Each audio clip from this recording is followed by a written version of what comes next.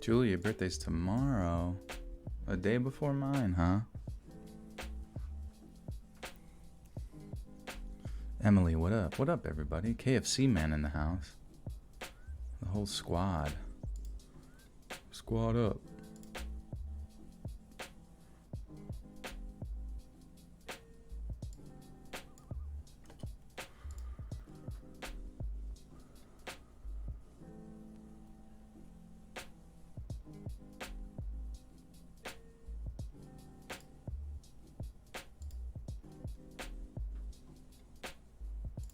Alright, got it out on Twitter.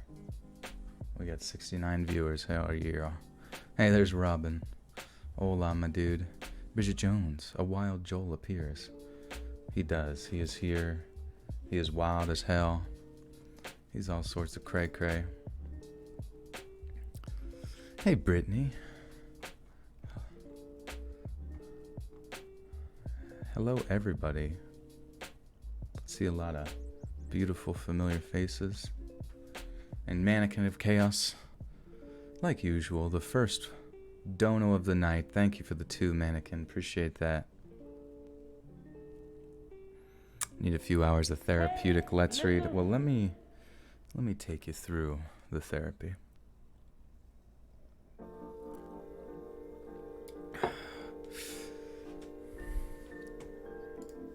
I will walk you through this chaotic world we're in. Stephanie, oh my goodness, with the 10 buckaroonie says, I'm actually early and made it. Haha, hope you're having a great night. I am. And thank you, Stephanie. I really appreciate the 10, and I hope you guys are all having a good night as well. Just let me know if the music's too loud. It sounds kind of like it's on the bumping end on my end, but at the same time, the ratio to my voice to music seems to be okay, but you just let me know. And Fry's here. Smooch'em. What up, Smooch'em? Yes, please do hit that like button, my friends. That would be awesome. Share this video, share this stream out, you know how it goes. You know the spiel. No curry slurping, yeah. Just tea slurping. A little bit of, I don't even know what tea this is anymore. It doesn't even matter. I just grab a Keurig cup of tea and throw it in there. Maya B with the 2 buckaroonies says, hello, nice to catch you on the stream. Well, it's good to have you back, Maya. Always happy to have you. Always good to chat with you. Appreciate everybody's, just everybody's positivity throughout all these streams. Hannah, hello. Yes, this is late, I know. Honestly, with me, it's like, I say 9 p.m. or something like that, and in real life, it's very similar. I probably mean almost 2 hours later, because I really struggle to just like I do one thing and I get caught up doing that for a little while, and I just don't really get like a good momentum going, I suppose. Shay Ouchi. It looks like it says Ouchi, but I don't know how to pronounce that. But Shay, thank you for the 4 Canadian maple syrup dollars. Says, let's read his daddy. Will you ever do a face reveal? You can find my face in the beautiful place called Discord. If you've heard of it, it's basically like a chat room for different communities. A lot of YouTubers and streamers use it, where they can keep you updated on stuff and you can kind of interact with them one-on-one a lot. I am pretty, not like hyperactive, I guess, in my Discord community, but I like to discuss different topics and ideas on there. And you can also find my face if you go to the Selfies channel, where a bunch of beautiful people have placed theirs, and I have as well if you click on the pin messages. So the little tack image that indicates that it's pinned at the top, you'll find me. Victoria says, my face is perfect. Thank you, Victoria. Emily, you'll have to go see. You'll have to go see. It's my face is literally just a skeleton with bits of pieces of meat after the wolves had their way with me. Maya, you go to sleep to my narrations. I appreciate that. Hopefully the live streams can also assist you in that realm of sleepy, sleepy doodah. Alex E, the #1 moderator, is in the house. Hannah's intoxicated. Now that is scary. That's a scary story. She's getting buck wild.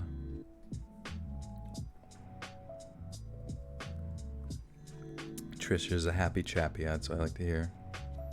The chat froze for you.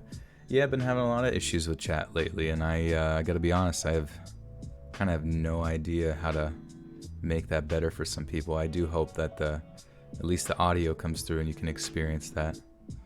Gabby thinks I'm pretty. Thank you, Gabby. Michaela, yeah, so head over to Discord and join the community, and you'll find me in the selfies tab. And I'm sure if you ask around there, they can guide you even further. Strawberry Belly, you have radiation poisoning. That is sad to hear. I hope you weren't playing too much Fallout. Lila, hello. Love you too. Love you. Jamie's here. We needed another sheriff in these here parts. Alex E with the 2 says, "Hey, Josiah, buy yourself some nifty socks." Thank you, Alex. I'll buy the nice frilly ones. I remember one time I bought some nice, like, sort of like frilly soft they were girl socks, but they were from Walmart, and they were like $1 each in a big bin. And I'm always kind of jealous because I feel like guys always are like relegated to purchasing like athletic black socks that get you ready for the big basketball game. And I'm like, what the fuck? Those look soft as shit. I want to wear those. I want to wear the soft shit. So I bought the soft shit. And it's funny because every time I wore them, it just like pieces of the sock would get everywhere. It just like slowly eroded from its like nice frilly self. And if you imagine like a furry cat, it just imagine it went from a nice soft furry cat into like a, essentially just a skinned, I don't know what you call them. Are they Siamese cats? Just those creepy ones they had in like Dr. Evil. Hey Zeus with the 5-star. I can't donate more, but I love all your videos. Listen to them whenever I'm feeling down. Thank you all for the cheering up. You're welcome, my friend. Thank you. No worries. Honestly, I do really appreciate anything that you guys give, and I'm going to be doing these videos anyways, so I am just happy to be involved with the community. Pause Cash, what up, homies? What up? Cool, I got socks with sloths on them at Wall Hell. Welcome to Wall Hell. Venus Flytrap with the 2 says, follow your heart and wear fuzzy socks. I mean, you got to. I remember my dad would just always give me shit about literally anything that like deviated into the realm of mildly effeminate. Like I would be at school and someone had at some point by the end of a study hall period like found a time to paint my nails, because fuck else we supposed to do in 10th grade, you know what I mean? And as soon as he saw that, he gave me a good whooping. No, he didn't whoop me, but he just infinite shit from Dad. But I guess that's what dads do, don't they? Emily smashed the like button so hard it calls me daddy now. That's what I'm talking about. That's the tenacity I need from all of you to hit that like button and get this out to the masses. We are at 220 people Somar. Someone asked me before if I had like mild dyslexia, and it's like now whenever I make mistakes like that, I can't help but ask myself like maybe I do. Something's wrong with me, guys. I say funny words.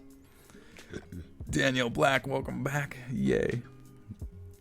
Cryptid System says dads suck. I know. Dads are definitely a necessity in society, but a lot of dads and moms, I mean, really, it's just case by case, can be pretty not so good. And I hope you all had a good dad and or mom or something good in your life. And if not, I hope you can be that goodness to the next generation. Ash Hodge, thank you for the big $20 donation. And it says, I want to make you a little Kwame, Joel. That's your fave animal in color. What is a Kwame? Let me look this up. This sounds like an anime character. Kwame. Oh, it isn't kind of. I don't really know what it is. It almost looks like a. Is it like a brand of? I want to. All right. Okay. Oh, okay. Miraculous Ladybug Wiki. I found it. Thank God for the internet. Kwamis are divine, sprite-like beings who embody abstract concepts. They give certain powers to people with miraculouses, transforming them into animal-themed super beings. That sounds badass. How have I completely missed out on this cartoon? Well, I have 69 likes on this video. That's good to hear. That's what I was aiming for. Me and Nightmare Files should collab. That'd be dope. I do have a collab here on... Well, tonight I'll be reading CAVING stories, and then we'll be getting to more specifically, more subscriber stories. I guess technically they're all kind of like that, but just of a more generalized fashion, I suppose. That's what we'll be reading on the drunk stream. I don't know if you guys remember or not, but Thursday may or may not be my birthday, and I will be turning a big 3-0. And what else are you supposed to do? I'm a good dad to Pradeep. I know. I try my best. He's a good son, too. But yeah, drunk stream Thursday, 7 p.m. I'm going to be posting about that on social media, a more specific little blurb about it. So keep an eye out for that. That should be dank AF. Basically on, depending on certain increments of donos, I will be taking a shot of some peanut butter whiskey. So you guys have the power to get me nice and sloshied. And who knows where that'll take us. My goodness. And so it's about caveman stories. Who knows? Maybe some of these stories they stumble across one or two. It's hard to say. It's quite hard.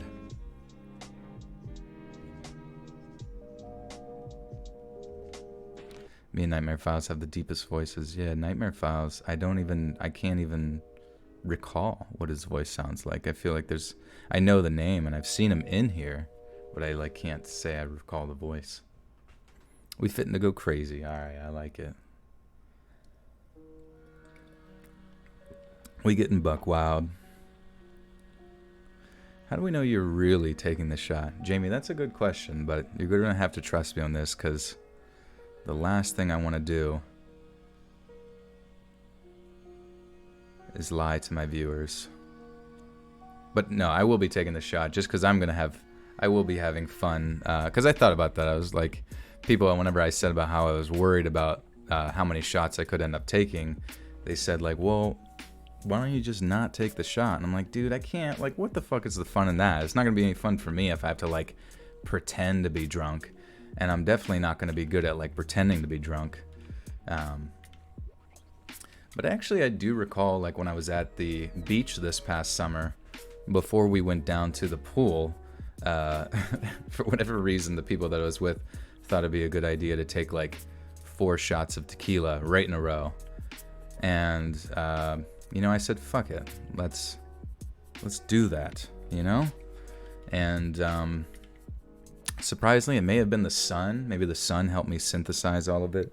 It may have been the fact that I hit the Jiminy Jim from time to time. You want to hear me swallow?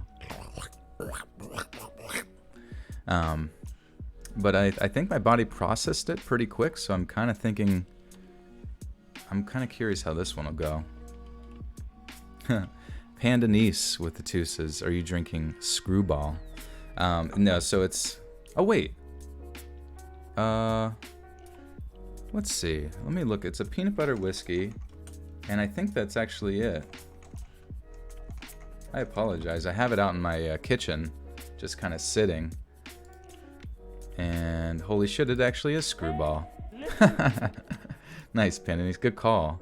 As a I should have clicked on a link that took me to a murderous virus. Yeah, it's got the picture of like a dripping sheep face. That'd be kind of sick to like have a line of like alcohol, you know what I mean? And just take it like real seriously. Like Dan Aykroyd and his weird ass crystal skull alien shit. Dude, what was Dan Aykroyd thinking? Like, he should have made a crystal skull fucking vodka, but it should have been like a fucking alien skull, you know what I mean? Like a badass sci-fi. I mean, because you would have to buy that just for the sheer fact it looks crazy as shit. Bridget Jones with the 5 says, I'm not good at drinking, but I'm going to try to keep up. Excited you'll spend your B-Day with us. Yeah, no, I am happy too. And honestly, I don't really know anywhere else to do it right now because we have started to kind of open up here. I'm going to puke. All right, I like the sound of that. I will have my trash can near me. Honestly, that would be kind of embarrassing if I do puke on stream because I guess it won't be that embarrassing. It would just, at least you guys won't have to see it. Just get to hear, you get the ASMR pukes. But yeah, all the places around here for my birthday, it's always dead in the summer anyways. And I don't know, like, when can we get a 12-hour Scary Stories compilation? Yeah, you just had to hit that playlist, I think. 12 hours may never render, and that would be very sad to get stuck at 99% with 12 hours rendered. Pandanese says with a 5 says Screwball is probably in my top 5 whiskeys. Lol. Happy early birthday, brother. Thank you, my friend. Yeah. You know, I tried some whiskeys. Like I tried this Japanese whiskey at a local place that have around here that prides themselves on their whiskey selection. It was literally $80, and I don't normally I don't really throw money around. It's like it just doesn't seem practical to me to do it. But I was out with my buddy, and we were at the bar, and it was pretty dead. And I thought, fuck it, dude, let's get this $80 a shot whiskey and just kind of taste it. And it was not any different than the cheaper whiskey I had earlier in the night, so I don't really know anymore with alcohol. I just feel like tis what it is. Celebrate my birthday tonight. No, June 4th. So today is Tuesday. New video will come out tomorrow at 7 p.m. Eastern Standard Time. And then June 4th on Thursday. It's at 7 p.m. Eastern Standard Time. I'll post about it on social media to keep you guys up to date there. But I know some videos like have like announcement videos and stuff like or they can like pre-arrange to have an image of like a live stream that you're going to be doing at what time it starts. And I'd like to do that, but like YouTube's streaming service is so fickle sometimes that like if I go in to edit anything, I don't know if you guys have noticed sometimes like it will say that I'm like live and shit, but I'm actually not. And I don't know, YouTube live stream service has a lot to catch up on in regards to like Twitch and stuff like that, because I don't know, it just is still kind of in the works, I guess, but hopefully they'll get that shit figured out. Ash Hodge with another 10 buckaroo says, I'm turning 25 the 13th. Happy early birthday. Law. Now, about your Kwame, what you want? Shit, well, I guess what was my spirit animal? Some sort of, well, my furry, whenever I was going to be a furry for a little bit, I thought perhaps like a slug would be pretty badass. So I don't know if you could create something of that nature. I do recall, do you remember the great Gazoo from the Flintstones? That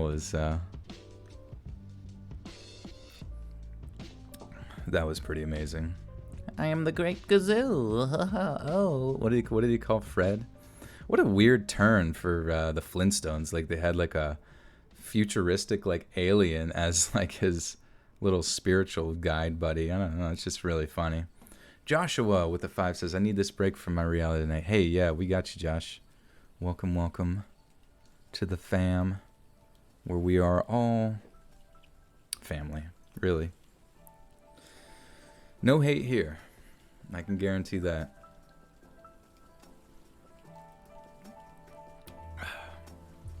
BM, you're always BMing me. Oh, it does say read, doesn't it? Josh, hello from the UK. Well, we shall be kicking off this narration stream. You guys will get to hear me record and make mistakes. Someone's going to have to keep track of how many mistakes I have made. Bridget Jones with the 5 says, are you getting any surprises or gifts for your B-Day at least? You know, I don't know if I'm just like so beyond the age of surprises. If there are any surprises, they will probably come from you guys in the form of art or something like that on Discord, or maybe some shout outs on social media. So I do appreciate that. But as far as for my parents, my parents are really good people, and they do remember my birthday, which I love them for, because I struggle remembering theirs sometimes.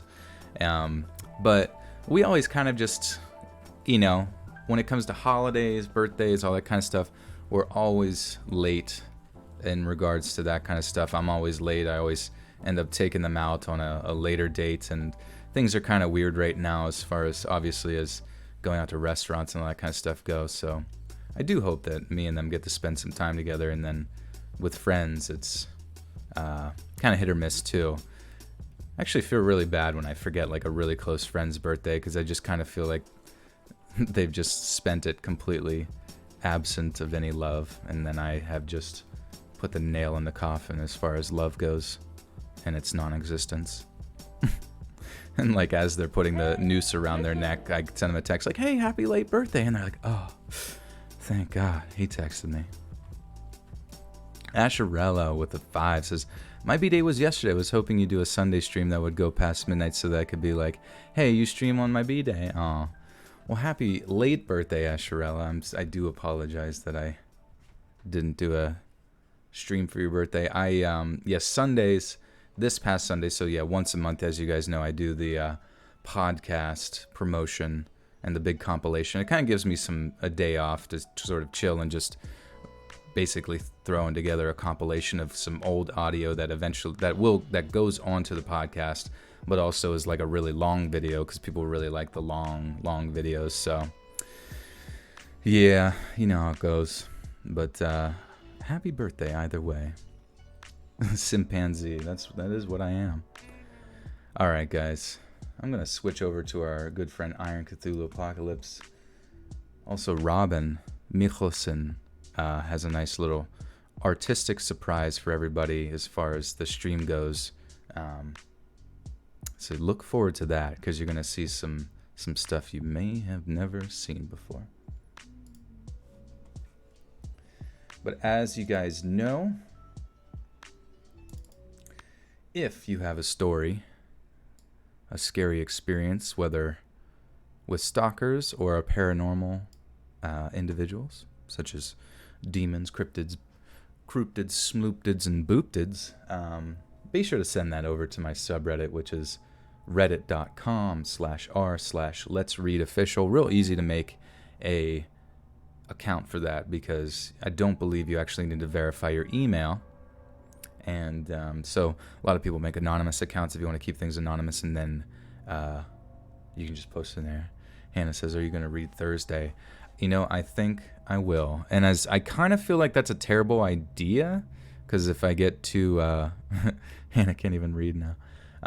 Yeah, like, I guess that will be part of the challenge, is like actually... Because I can only imagine like the video itself on... Well, good thing will be subscriber stories, so you guys will be very forgiving, I think. But hopefully I don't slur most of your stories the whole way through. Just, then I noped out of there. I noped the heck out of there. But I'd actually, when I'm drunk, I don't think I actually talk like that. I feel like if anything, I get more energetic, I guess you could say. Like I get more, perhaps emotional too. That could be a bad thing. Who the fuck knows? Hopefully I don't like embarrass myself fully, but at the same time, baby, that's good content. That's good content. The Shining One with the 2 says, happy B-Day, you're a legend. Thank you, Shining One. It's good. Hopefully you stick around for Thursday for that, but Andrew B says, please, please, please don't get alcohol poisoning. Well, I got a plan. I actually have it all planned up. So I'm going to have the liquor here. I have a jar of pickle juice from, pickles that I've eaten because those are nice. Dude, also, little pickles, in my opinion, are way better than big pickles. Like, big pickles have their uses, obviously, if you're cutting them up, dicing them and stuff. But something about, like, a little pickle, you just grab it and throw it in your mouth, and now you're eating a pickle, and you don't have to eat a giant fucking...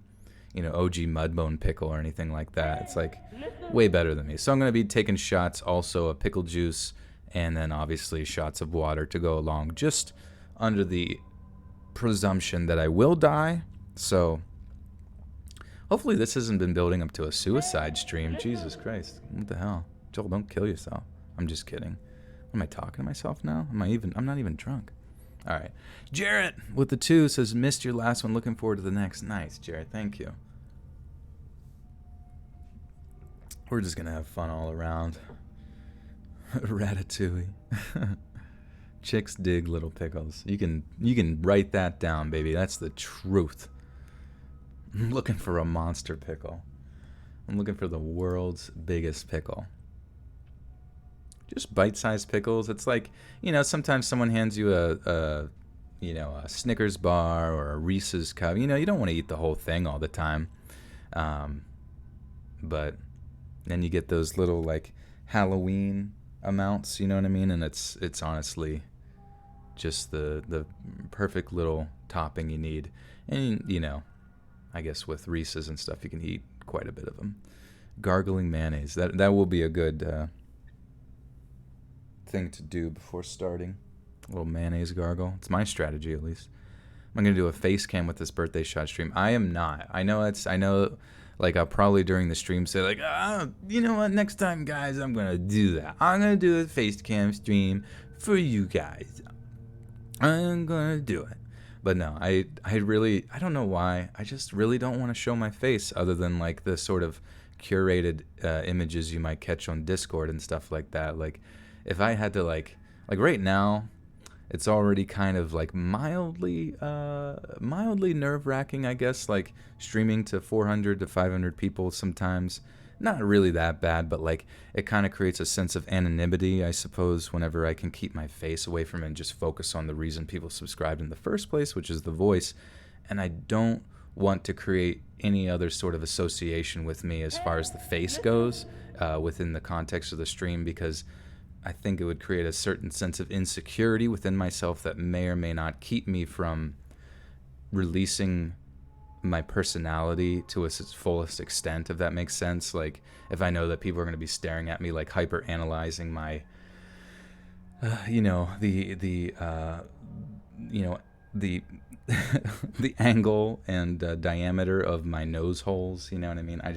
That to me, and I know that's how it's going to be, because that's just how, when I look at people on stream, it's like, you have all those superficial thoughts, and obviously when I think them, I don't really give a shit. It's just like they're passing thoughts that come and go, but I kind of, like, don't even want those to exist, I suppose, other than I've really gone into detail with this, and I really think it should not have.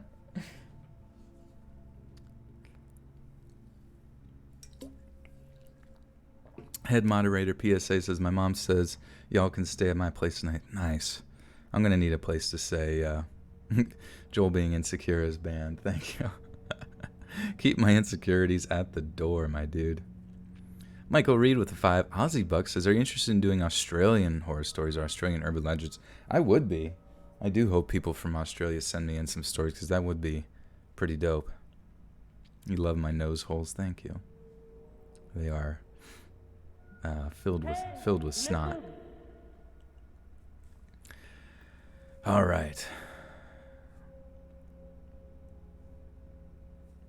Let's pop this off, my friends. There was 7 stories tonight about caving and all that kind of claustrophobia, so just to give you an idea, and you guys can update people. Someone keep track of the mistakes, because that's always a fun thing for me. A few years back, I was really into caving, or to give it a stupid name that no one uses anymore, spelunking. I really didn't think I'd be into it when I first tried it, like I'd have considered myself mildly claustrophobic, the kind of guy who always felt a little anxious zipping a sleeping bag up all the way. And I don't know whether it was just... Oops, that's number one. Everyone quiet, quiet, everybody, quiet. But I don't know whether it was just... Sorry, that just sounds weird. I don't know whether it just woke something up in me, or it was the rush of getting over a fear or something to that effect, but I took to it like a duck to water. You're somewhere you shouldn't be, exploring parts of the world that very few people see, relying on people, truly relying on them, to ensure your safety and theirs. It's a rush, that's for certain, but it's not without its dangers. So every year, my family and a few close friends head out to a national park or something along those lines to spend some time with nature. And one particular year, I managed to convince them to go out to Mammoth Cave National Park over in Kentucky, which is home to the more than 400 miles of passageways, making it the world's largest known cave system. The cave system is located within the Green River Valley, and its winding chambers, pools, and limestone labyrinths are equal parts beautiful and eerie. 10 different tours offer guests the opportunity to explore the decorated historic and dripstone areas. The cave complexity is especially well known for its It's so funny, like when Pradeep just goes back and forth through my legs, like rubbing and rubbing. Like, I just don't know what his goal is. He just wants the tensions. Give me the tensies. I forgot I had to bring my backpack to the gym today because I carry my squatting shoes, and usually it's laying down by my feet, and he can lay on it to just chill. Or he eventually, like, finds his way to it just out of some sort of, like, instinct, but no. I don't know how to keep him relaxed. I'd have to run out to the living room to get that, but I can do it after this story.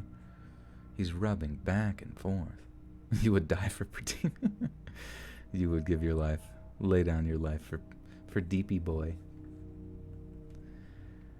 The cave complex is especially well known for its natural entrance in Gothic Avenue, a passageway filled with historic stone monuments and signatures from 19th century visitors. So that was just about enough history and photo ops for my mom and aunts.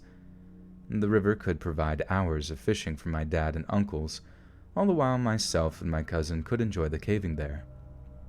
All went well with the vacation, right up until the second to last day when my cousin and I decided to get a little too explorative during a visit to the caves. My cousin was fairly new to caving, so for the first few days, we didn't go too deep or too far.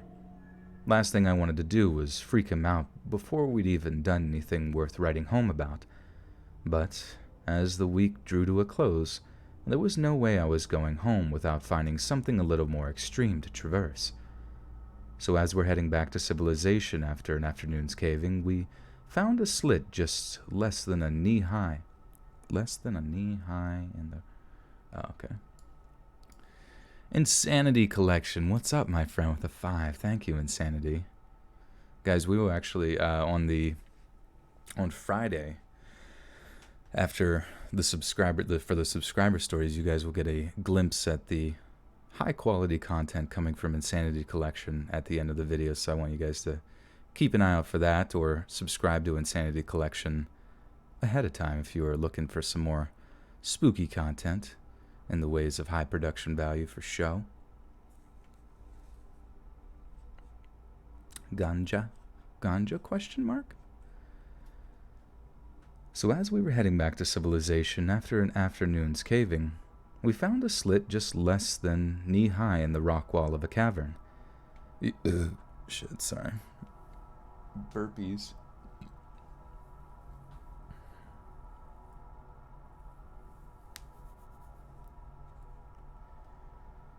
You had to get down on your stomach to fit into such a tight squeeze, but if you did, it led to a small crawl space that cut through the entire rock. After a few meters, I noticed that quartz was growing on the passageway ceiling, and in the light of our headlamps, they glittered in a way that I can't even really describe in words.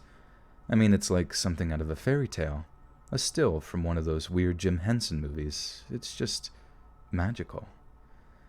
So, we entered one at a time, given that the tunnel was only wide enough for one person. The old claustrophobic me would have thought this place was a living nightmare. For real. For real. For real. For real. For real. I'd have straight up had a panic attack and probably died of a heart attack before deprivation ever set in. Every single time you took a breath in some places, you'd feel the ceiling of the tunnel on your back. It was that narrow. But the new me just found it thrilling. Once you get it into your head that these things can't just up and collapse on you, you get this feeling of calm and then one of exhilaration when you realized you were conquering your fears and going places other men dared not tread. The deeper inside...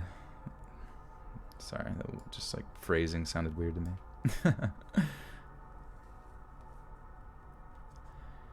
The deeper inside the tunnel we went, the more incredible the scenery became. It was like a whole other tiny world, tucked away with the solid rock. But eventually, like most small subterranean tunnels, it just kind of petered out. At one turn there was a dead end, the other was host to all kinds of stalactites and stalagmites. Those are those like rock spike things that you usually see on the roofs of caves, only you get them on the bottom too in most places. I'm checking out the stiles to see if there's a possibility of us twisting through them to get to the deeper sections of the tunnel, when I hear my cousin whisper something behind me, something that honestly made my blood run cold. He said he could feel water on his back. Something was dripping on him. As it turns out, while everyone was having a good time outside, checking out the statues and whatnot, it had started to rain. Only they neglected to tell us that. Thanks, guys. It's also worth noting that the tunnel we were in had sank down into the rock for a little while before sort of flatting. Before it started to flatting. Stalagmites stand up mighty and stalactites hang on tight. Ah, okay, that's a good way to remember that. I don't think anyone ever taught me that. Fucking 5th grade teachers, what the hell?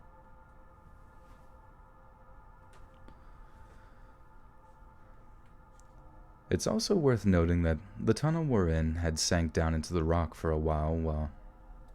Shit. It's also worth noting that the tunnel we're in had sank down into the rock for a little while before... I don't know why that sounds so fucking weird, sorry. It's also worth noting that the tunnel we were in had sank down into the rock for a little while before sort of flattening out at the bottom. And to save you all a little geology lecture, I'll get to the point. The tunnel we were in was filling up with water. Granted, it was filling up slowly, but the position we were in meant that only a few inches of water could effectively drown us. And that's a real bad position to be in if you don't own a pair of gills. Needless to say, we turned around as fast as we could, which took like the longest time when you factor in how narrow the tunnel was, then began the long, slow crawl back along the flat part of the tunnel. It was absolutely horrific. I tried to keep calm and collected as I could, but hearing my cousin almost cracking up in front of me is something that still makes me shudder to think about. My biggest fear was that he'd just lock up, which scared people are prone to do during particularly grueling caving sessions. For some reason, the brain just decided it doesn't want to take the body any further, and that's that. They can be stuck in the rock for hours before they're calm enough to keep going. I was terrified he'd just lock up, not move, and be the reason we both drowned down there, dying while our family laughed and joked in their marquee tents. Is that a word, marquee?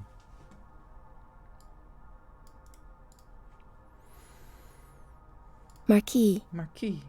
Marquee. Marquee.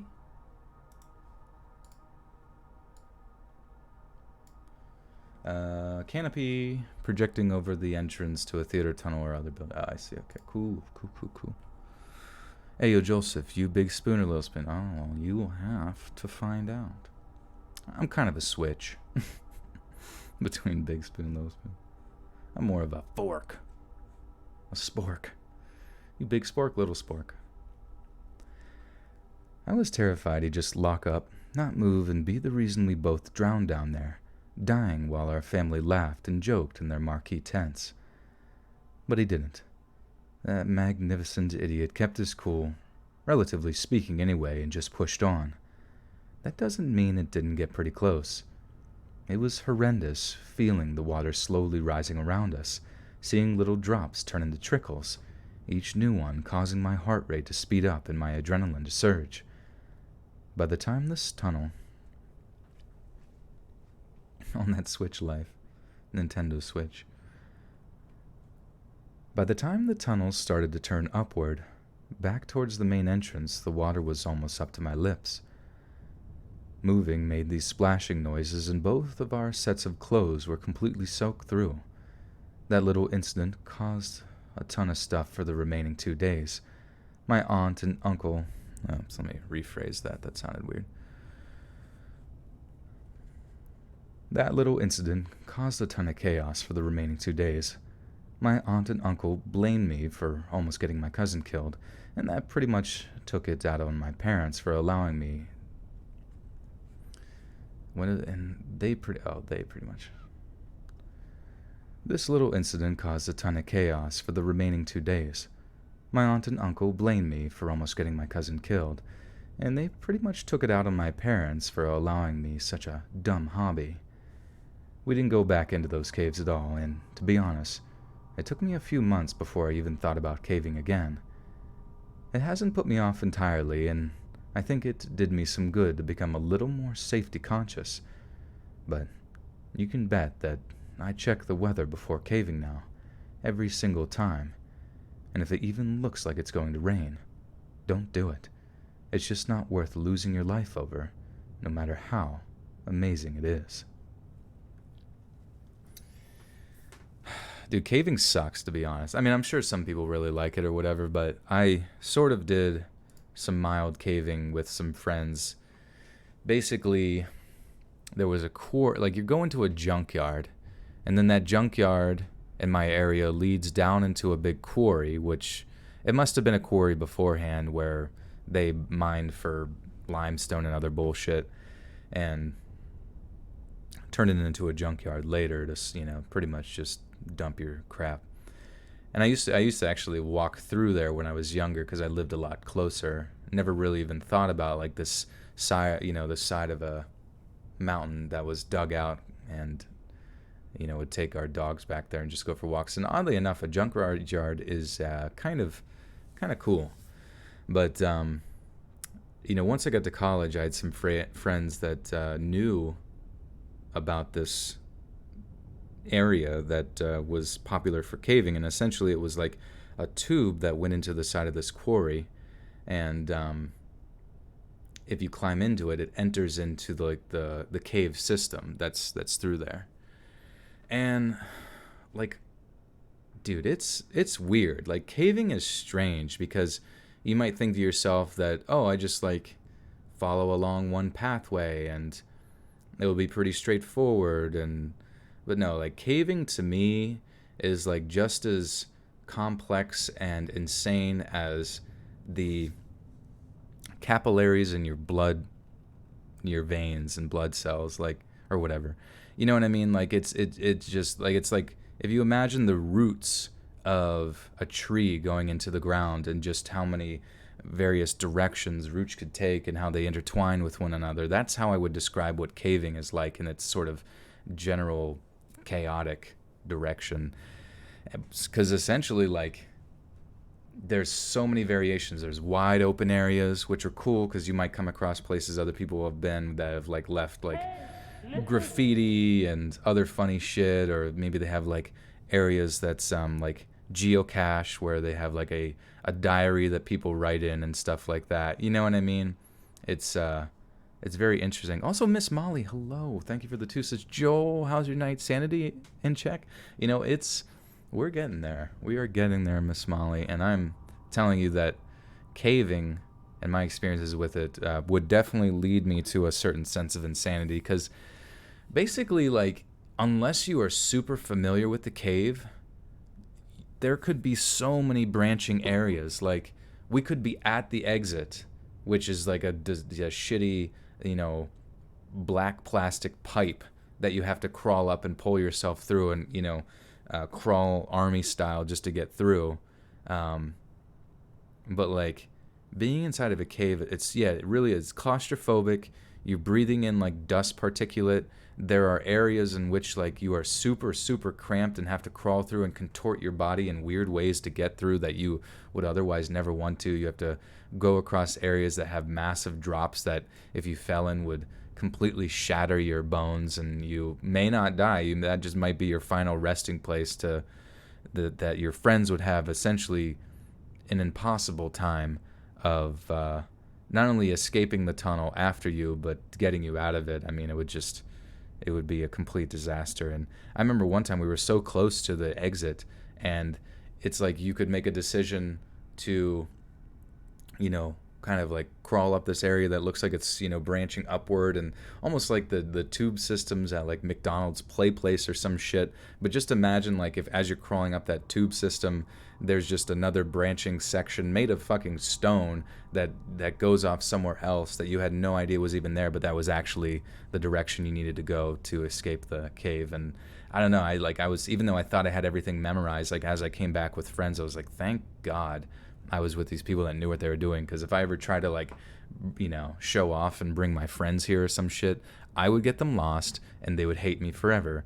And maybe they would only hate me for like a few days because they would die down there, you know what I mean? But other than that, it's pretty neat because we brought some candles and stuff, and you could light them in this one like sort of cathedral area that was just like filled with candles, which I thought was really cool. Just to think that, as a culture of individuals who just enjoy crawling through the depths of the earth, it's quite strange.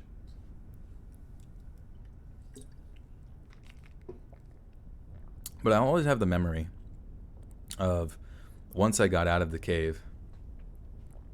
Yeah, can't tell if I love or hate caving. Thank you, Bridget. I really can't tell either, because there's a lot of fun experiences with it, a lot of, like, as that guy described, very cathartic experiences with it. But it's also it's a very primal sensation where you tell yourself in many circumstances, why am I doing this? You know what I mean? And it's so funny, like with people, like, we've gotten to the point of decadence in our society that a lot of times we create our own problems, in various scenarios. And in this situation, for whatever reason, we decided to crawl through a motherfucking cave. I don't know what we were thinking, but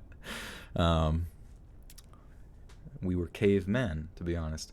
And yeah, it was such a good feeling, like when you finally get out of a cave. When you finally get out of a cave and you crawl through whatever area that like lets you breathe fresh air, and you can see the night sky just completely open, and it's like a bright full moon. It was a really wild night. Just like there was just such a sense of freedom, you know what I mean? Just like like you just had no idea what the outside world was like until you got there, and it was pretty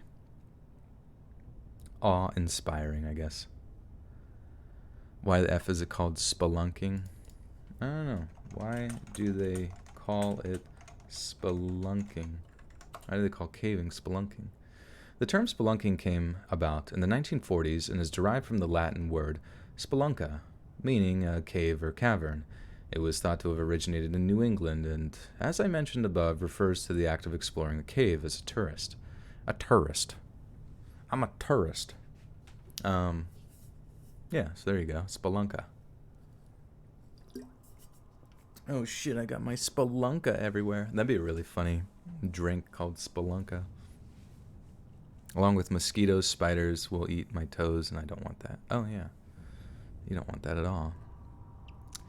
Anna Kitten, did I miss some reading stories? No, we're actually on story number 2, but I was just kind of talking about my experiences with caving. And it's funny because I've gone about 3 times during that period of time, that year. And I can honestly say that every time I did it, I never wanted to do it again, but I kept doing it for some reason. I don't know why.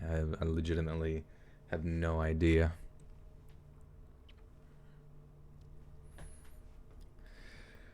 Okay. Time for story number 2.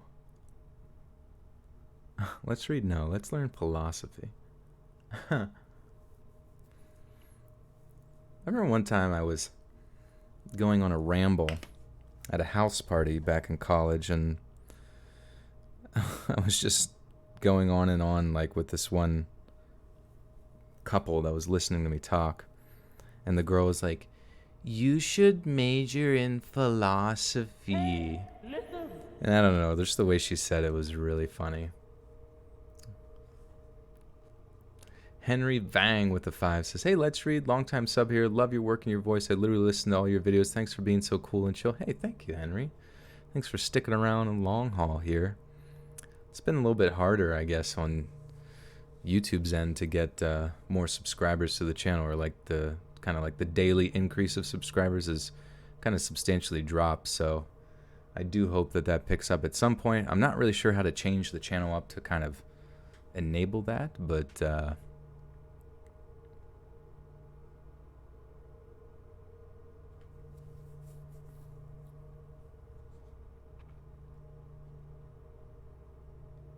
you major in underwear basket weaving. Now that, oh, underwater basket weaving. Hell yeah, that was my minor.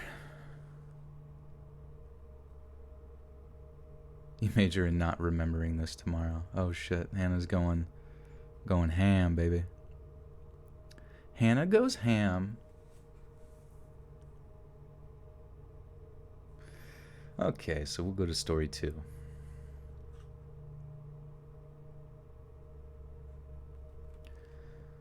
So, at my old high school, there were these maintenance tunnels that snaked for hundreds of meters underneath the building itself. There were the newly built ones, and then there were the old ones that the school didn't use anymore. My friend Katie and I found an entrance to the old tunnels in a classroom that had long since been abandoned. We had to bust the lock on an old trapdoor, unscrew a round metal top layer, and lower ourselves into a square, dirty tunnel. The main tunnels were about 2 feet wide by maybe only 6 feet tall, with maybe a few inches of dirty, stagnant water flooding the bottom. Now these tunnels were very dark and very cold, with the utterly disgusting stench of stagnant water and old mold. It was gross, but we began exploring the tunnels a little more every day. One time, we were in there for maybe 20 minutes tops when Katie almost passed out from the smell. At least, that's what I thought it was. Turns out that there was some dangerous gases down there. What I found out later were methane stinks that... What? Okay. What I found out later were methane sinks. Oh, okay. What I found out later were methane sinks. Okay. Sometimes the phraseology of the sentences just like throw me off till I read it a few times. Phraseology. Phraseology. Phraseology. Phraseology. What I found out later were... Fuck. Oh, okay. What I found out later were methane sinks that were actually pretty dangerous to those without safety equipment. I had to pretty much drag her out. But the next time, we brought respiratory masks, waterproof footwear, and flashlights, then set about mapping out pretty much the entire system. All in all, we mapped out more than 700 feet of twisting, turning tunnels. It became something of an underground lair for us. They went up, down, and turned to the sides, so much so we had to use chalk to mark the walls so we could find our way back. After a particularly long expedition, maybe like 3 hours, we headed back to where we came in, only to find the opening was actually locked.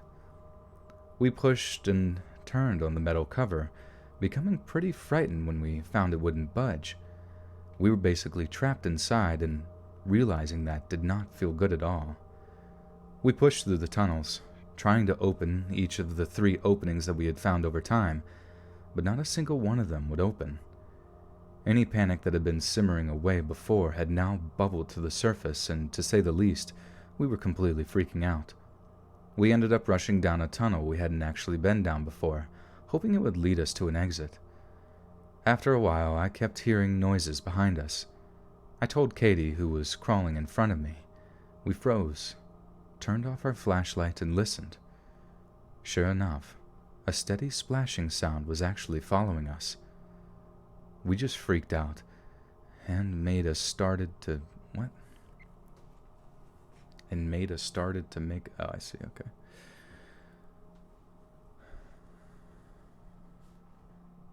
Melissa, love your voice. Can you read me a bedtime story any night? Thank you, Melissa. Bubbled. It all bubbled. Please, Baron. No, where the fuck am I? We froze. Okay, sure enough. Sorry, I can like feel myself. Got a burp coming, but how do I get rid of it? Oh, that's how. It just kind of finds its way out. Easy peasy. It's like you tell burps, you're like, you know, you can leave whenever you want, and sometimes they just do. They just up and surprise you. We just freaked out and just made a run for it. Now please bear in mind, we had absolutely no idea where we were going at this point. It was just pure blind panic. After what felt like an hour of frenzied dashing through the tunnels, tripping over pipes and scraping our knees, we emerged into a bigger room. We realized it wasn't a room, but sort of a down section of a much bigger room. As it turned out, there was someone doing maintenance down there with us. We hid behind some old metal stairs, and when the guy left for more tools, we scrambled up the stairs, out the door, and hid in the girls' locker rooms for the rest of the day. We never did find out who locked us down there, or what that splashing noise was, but you can bet we never went into those tunnels again. Paula, hello. Alex, I'd love to stick around, but my head is killing me and I can't prohibit that. Alright, Alex, hope you feel better, my dude. Drink some Wawa. Hydrate or dihydrate, my dude.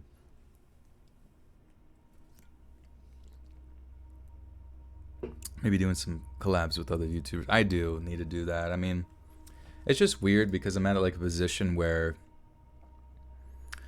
people within my genre, I don't know, like, you guys gotta like keep an eye out for people that maybe I could collab with, you know, or do voiceovers for their channel that you think would kind of help expand the audience a little bit, because, you know, it's tough to get people who are bigger than you to sort of answer any of your messages. I mean, as I'm sure some of you know, and it's like, to kind of get that opportunity to grow, it's, I don't know, it's a weird dynamic sometimes. So if you know any like larger YouTubers who would want to collaborate, people of comparable size, I suppose that would be pretty dank.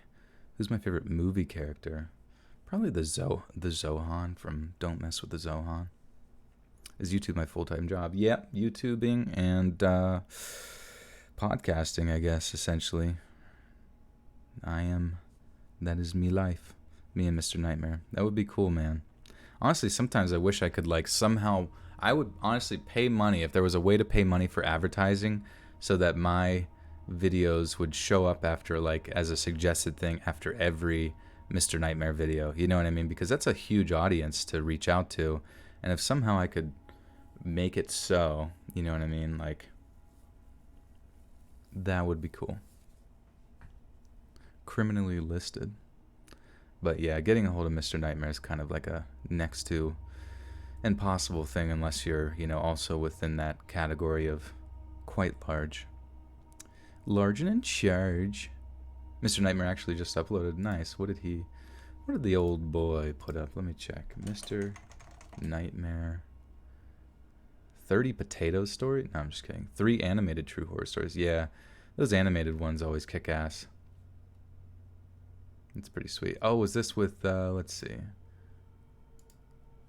This was probably with Llama Arts, I assume? No. Oh. This is a short compilation of various stories read on this channel. Animated. Okay. I don't really know who the animator is, but it probably looks like Llama Arts. I called over. Maybe not. Maybe it's somebody else. But he didn't actually say who it was, which is kind of odd. You'd think the person that animated it, unless he just like paid them, would want to be known. Because I remember once Llama Arts like started doing shit with Mr. Nightmare, their channel like blew up really well. Anna LC with the 5 says, I was just about to fall asleep when I saw your streaming. Now I'm wide awake. Uh-oh. We got your mind a-ticking. Loey Lane, yeah, that'd be sweet. Someone make a list, and I'll just send out a mass email. Hello, I'd like to advertise with you. Thank you. Okay, on to story 3. You and Dr. Creepin' Ouchi.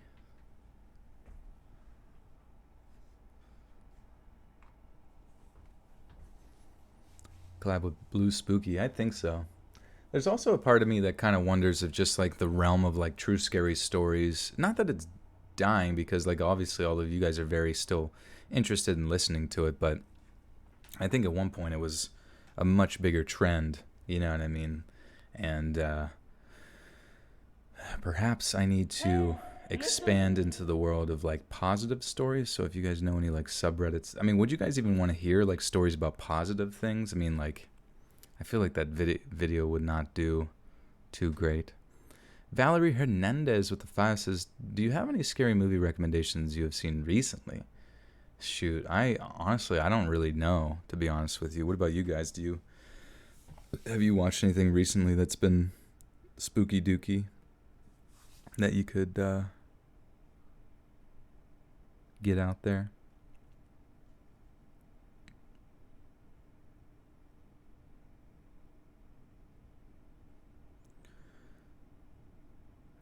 You would die from endorphins if Lazy and Joel did an extended video together. Yeah, I mean the British stories that we did on my channel. He was in the. It was me, and then him, and then I did the rest of the story. So his, like, because basically if I ask like a larger channel to be on my channel, my videos, I don't want to like overburden them, you know what I mean, with too many stories. And I know also a lot of people kind of just want to hear primarily my voice or whatever.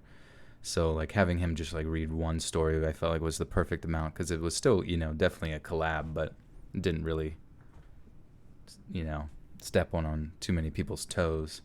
And also like now when I collab with people, I don't really do because I used to do it was like we'd alternate back and forth between stories, but I feel like that kind of turned people off. So now if a channel's a lot smaller than mine that wants to collab or be promoted, I usually put it at the end of the video, you know, and if people are really interested in the content, they can kind of catch them at that point.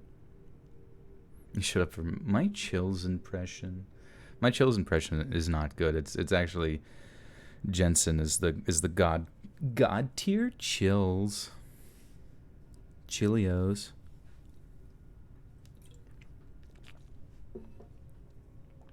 Try out voice acting. That's the thing with voice acting is like I have no idea like what I'm supposed to do. Like, am I supposed to move? You know what I mean? Like, what's it called? Funimation, which I thought would be sick to be in anime, is out in Flower Mound, Texas. So it's like, do I have to? I mean, honestly, living in Texas wouldn't be bad. I just wouldn't know where to go or what to do. And moving is kind of scary whenever all your friends and family live, you know, here. And I don't fucking know. But it would be sick. Is the Chills voice fake? Chills' voice is not fake. You know, I've actually heard one of his friends who lives in the area of Canada that he's in actually has a very similar accent, as weird as that sounds. And then I do believe Chills himself has said that he has a certain ailment related to the lungs that kind of makes it difficult to kind of like get out a full breath, I suppose, or like kind of the manner in which like air is expressed to kind of create the voice is a little bit different than most people, you know what I mean? So that kind of plays into it, even though he is still like does like athletics and stuff like that, I believe, like working out or whatever. But at least that's just what I heard. Like, once again, we're not like BFFs or anything like that. Bridget Jones is do one with your maker and make us guess who is who. Yeah, that would be funny. Do one with Jeffrey Epstein. You'll have to go to his island, maybe.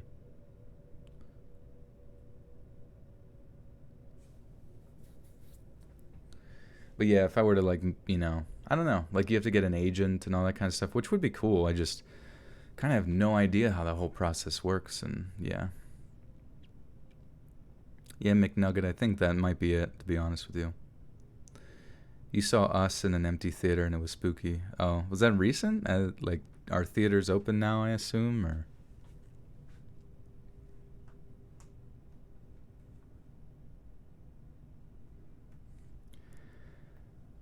I've told this one before, but it's definitely worth retelling, especially if I include a bit more detail. A long time ago, I happened to be on a visit to Carlsbad Caverns in New Mexico with two of my college buddies. So this one particular small cave we decided to explore began with a narrow 15-meter belly crawl. At the open, there was a buttload of cobwebs spread across the cave entrance, but they seemed to clear up after a few feet. Pretty creepy, but generally nothing to worry about.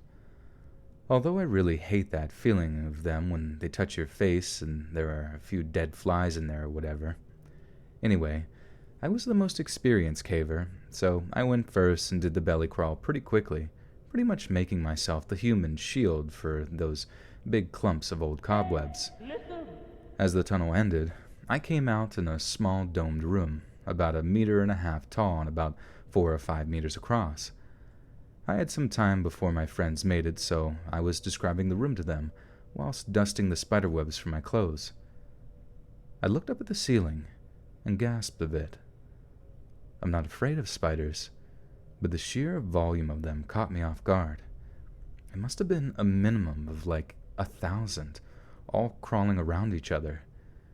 Now that I think about it, it was probably more like 2,000 or 3,000, all hanging from the ceiling with egg sacs all around them.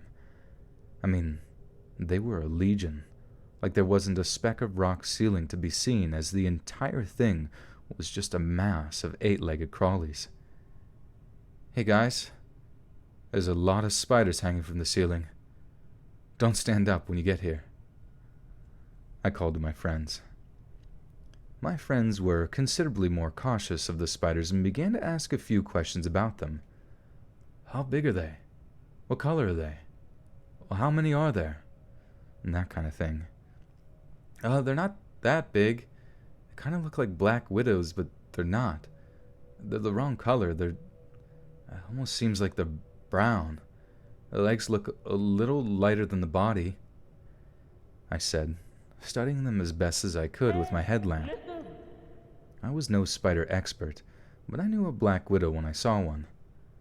But then, a friend of mine, who was a big animal expert at the time and actually went on to be a Wisconsin DNR warden, yelled out, Really? Do they have a small pattern on their back, sort of like a violin? Yes, I replied, already getting a really bad feeling in my gut. Our buddy, the DNR warden, burst into the room, looked up, shuddered, then forced himself to look at one of the spiders as close as he could manage. The color in his face drained out, and he hissed, Get out! Everyone get out of the cave! He didn't say any more. He just rushed to get out of the cave as quickly as he could. It took us all about 10 or 15 minutes to get into the room, and it took us about a whole 2 minutes to get all the way out of the cave. When we finally got out, the other two of us were confused. My warden friend told us that what we were looking at was a nest of brown recluse spiders, some of the more poisonous arachnids on the entire continent, and we had been unlucky enough to stumble across their lair. Apparently when they bite you, you go through excruciating pain for a few days, skin necrosis, and you could possibly die. We didn't go any more caves with cobwebs in them for the rest of the trip. We went in to make a spider salad. Bridget Jones of the 3. Thanks, Bridget. Thank you. Jessica, thank you for the 10 spot. I appreciate it. Much love to you. Mm-hmm. Dude, spiders freak me the fuck out. Brown recluse are no joke. When we were at just on this lake, I think it was in Maryland somewhere, some shit. I don't know why, I just like had a bad feeling. It was confirming my psychic abilities, but no, I'm just kidding. Like, I don't know why, I just had like a bad feeling. We were near the water, and there was a bunch of rocks that, like, they were larger rocks that, you know, you imagine like people could throw a towel down on and like lay as you bask in the sun like a lizard person or whatever. And like, I just had this feeling that was like, we had to be careful because I feel like this is wet here. There's dark rock areas that kind of like loom over. I'm like, there's probably brown recluse here. And then I just like flipped over this one rock, and a fucking like big brown recluse was directly on that rock. And brown recluse are scary as fuck because like I swear to God that they see, you know, in slow motion compared to most, you know, compared to humans or whatever, because they just it darted so fucking fast once you flip the rock. And I can imagine if you just like got anywhere near it, it would pretty much fuck you up immediately. But yeah, those things can be really dangerous, and they're definitely around my area. Am I a lizard? I don't think.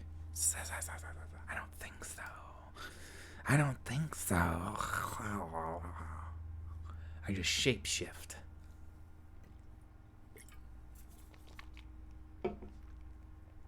You're gonna tan with me. Spiders from hell. It darted. It darted, dude. Fucking darted. It sharded, dude. Your building had an inside pool that was absolutely full of wolf spiders.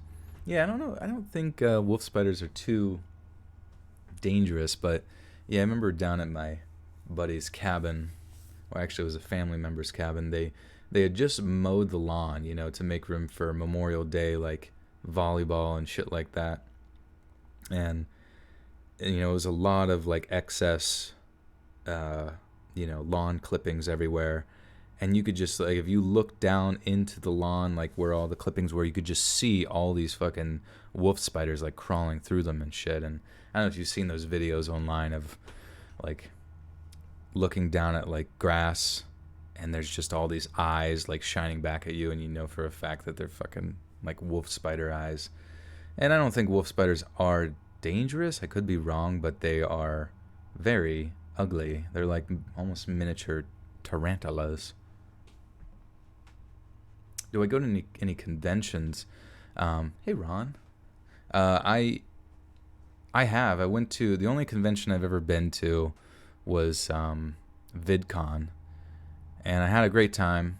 The event itself was kind of lame because no one knew who I was. You know what I mean? I had my shirt on or whatever, but no one's, other than people in Discord, have seen my face. Like, that was kind of, you know, anticlimactic or whatever. But there was a guy who, another YouTuber who does like reviews of animation channels that I met there, that was friend, like, because I met up with this one guy, Blame It on Jorge, and another channel called That Creepy Reading. And we were all like, George actually lived in the area, which was cool. And like, you know, Creepy Reading was getting a hotel room, and that I was nearby. And it was sweet. Like, the guys that they shared a hotel room, I got to meet them, other YouTubers, and then they were all on like social media a bunch talking about stuff. So they would have people like come up to them and be like, hey, I know you. And I was like, man, that seems like a cool experience. Just like having people be like stoked to see you, you know what I mean? And taking pictures with fans and shit like that. I was like, man, that seems really cool. But anyways, it was fun. I followed them around. The convention itself was kind of like bleh, you know what I mean? Because it was just like a bunch of just little kids, you know, which is fine, you know, they're having fun. But I didn't know what the fuck I was supposed to do there, you know what I mean? Do I have any tattoos? I do not. Just the one on my lower back that says, abandon hope, all ye who enter here. But I don't know. I did see Tay Zonde, if you guys remember that guy. Chocolate Rain. And I just remember, like, it's so weird. Like, you don't think you're going to get starstruck by, like, the most random people, but I do. Like, I get, like, hit hard with starstruck shit. And I see him, and I, like, point at him, like, dude. And he has his big eyes, like, who the fuck are you pointing at? You know, like, are you going to hurt me? Because he was holding, like, a hot dog. And I felt bad. I was just talking to him for a bit, and he seemed like he was just, like, so over it. Like, not in the mood to literally talk to anybody, and especially me, who's just like wasting his time. I had daddy issues tattooed on my lower back. Yeah, it's just all going up right on my forehead. Daddy issues.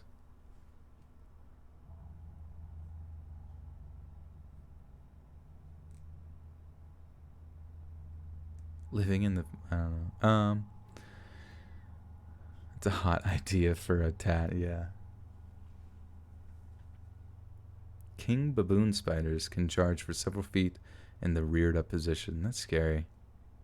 Joel fanboyed. I definitely do. Because I was telling people, this was a while ago, but whenever I got out of the airport at LAX, I saw Tyler the Creator, and for the most part, I've always, like, I love his music, but I've always found, like, his personality to be relatively, I guess, a little bit pretentious, you know what I mean? Because he always seems really rude to people. And I get it, he's like a edge lord or whatever the fuck. But, like, but for some reason when I saw him, I was just like, oh my fucking God, that's Tyler the Creator. And, like, I told the story before, but I just, like, went behind him and, like, ran my fingers down his back. And I don't know why I did that. And he just, like, turns around, like, real slow, and, like, his security guard who was carrying his bags too was like, nah, man, nah. Like, don't fucking touch people.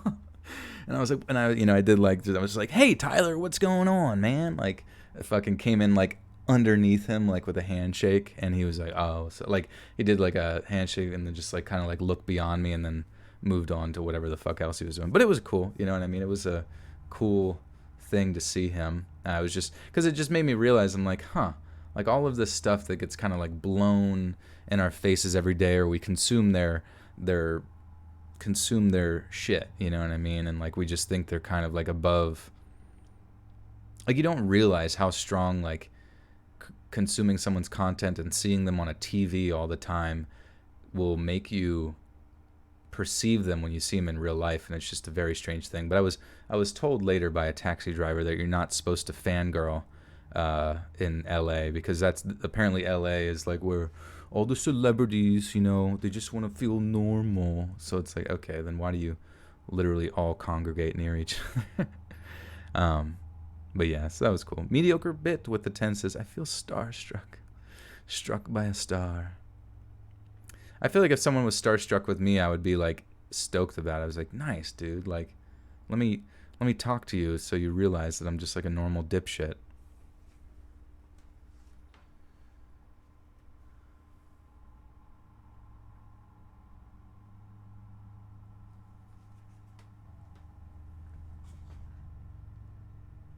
Too cool for the fangirling. No one cares about my tramp stamp. It says you, dude.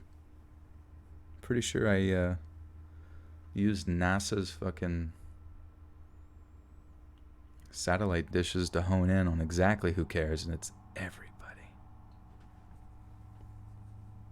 Fangirling is prohibited. Hey, Alex, how's your head? Thank you, Molly. I would fangirl over you right back. I'm a qualified caving instructor, and honestly, it's not very often at all that I actually get frightened during a caving trip. Now, it's entirely possible that I've never gotten spooked because I'm simply not claustrophobic, nor am I afraid of the dark. I mean, asking someone who likes caving to describe really scary moments in a cave could, but if you ask people who hated caving, but were somehow roped into it anyway, what was scary about it, those stories might prove a little bit more fruitful. Having said that, there's definitely a few caving trips I've presided over that haven't exactly gone according to plan. I used to do a lot of solo caving, and rappelling down. Jesus. Feeling a bit better, that's good. Hey, Welks, what the hell? What's up, man? Says Joel is the king of dipshits. That's true. I am the dipshitter. Saya dipshit here. Hashtag rooftop. Oh my god. You had to rewind to hear my Tyler story. Nah, yeah, it's a very anticlimactic story, and it sucks that, like, I don't know. I kind of, like, almost, like, wish he would have trolled me, because you're so used to him, like, you're so used to his, like, personality in interviews and stuff, either being, like, very trolly or something, but just, there was the fact that, like, he was so incredibly apathetic and so disinterested that he didn't even look at me. He just, like, stuck his hand out and, like, looked over my shoulder, like, I was like, it didn't hit me till later when I was like, that was really underwhelming. But Alex with the 2 says, Ayo Joseph, can I have some chalky milky? Can I have some chalky milky? Sure, buddy. We can get a split straw. Just meet in the middle. Just don't suck too hard. Miss Molly with the 2 says, I'm not worth fangirling over. I just write smut. Well, you're my favorite smutterizer. Miss S.E. with, what is this? 1,000 CRC says, love from your only fan in Costa Rica. Oh, okay. So those are Costa Rica. Let's see what that is. Because I know sometimes chat goes kind of crazy when they see a big number, but let's see. CRC is... No, that's not true. Let's see. CRC money. Sorry, I don't know why I'm... Okay, Costa Rican Cologne. Oh, the Cologne. Is that right? The Cologne?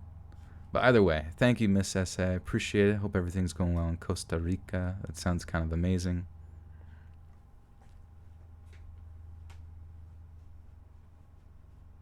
That's what Australians call chocolate milk. They're literally for chalky milky. Every Australian says that. Oi, let me get some chalky milky. Yeah, if Alex isn't feeling good, how's he gonna prohibit? How's he gonna prohibit anything in the chat? OnlyFans, drop one. Dude, I'm not familiar with like the OnlyFans like system, you know what I mean? I feel like I'm gonna need a manager to disseminate my OnlyFan information.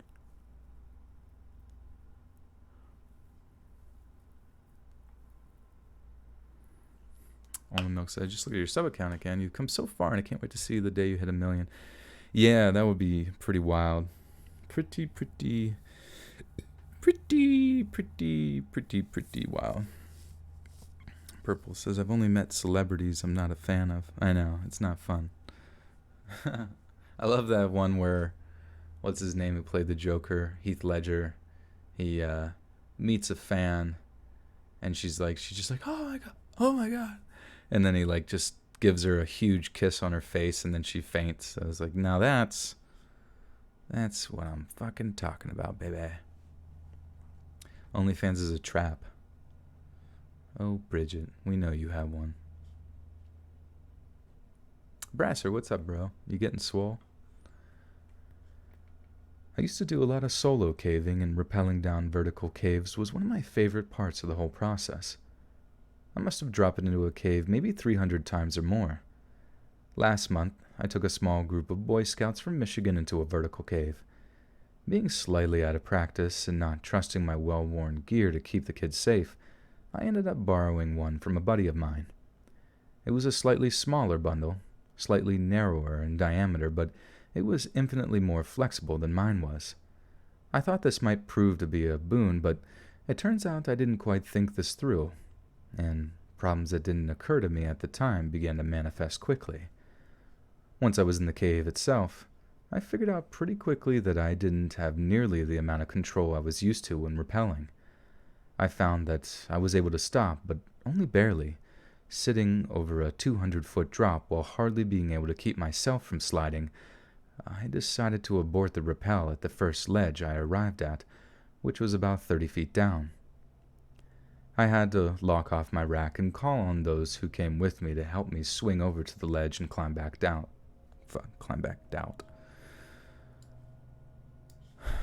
Winchester Ghost says, hello, Let's Read. I love your videos. I know I'm late. How much did I miss? You're one of my fave narrators on YouTube. Keep up the amazing work. And from Heather Lynn, a huge fan, and I. Oh, thank you, Heather. Yeah, this is story 4 about caving, and we got 3 more after this of the 7 totals. So far they've been pretty cool. Pretty cool.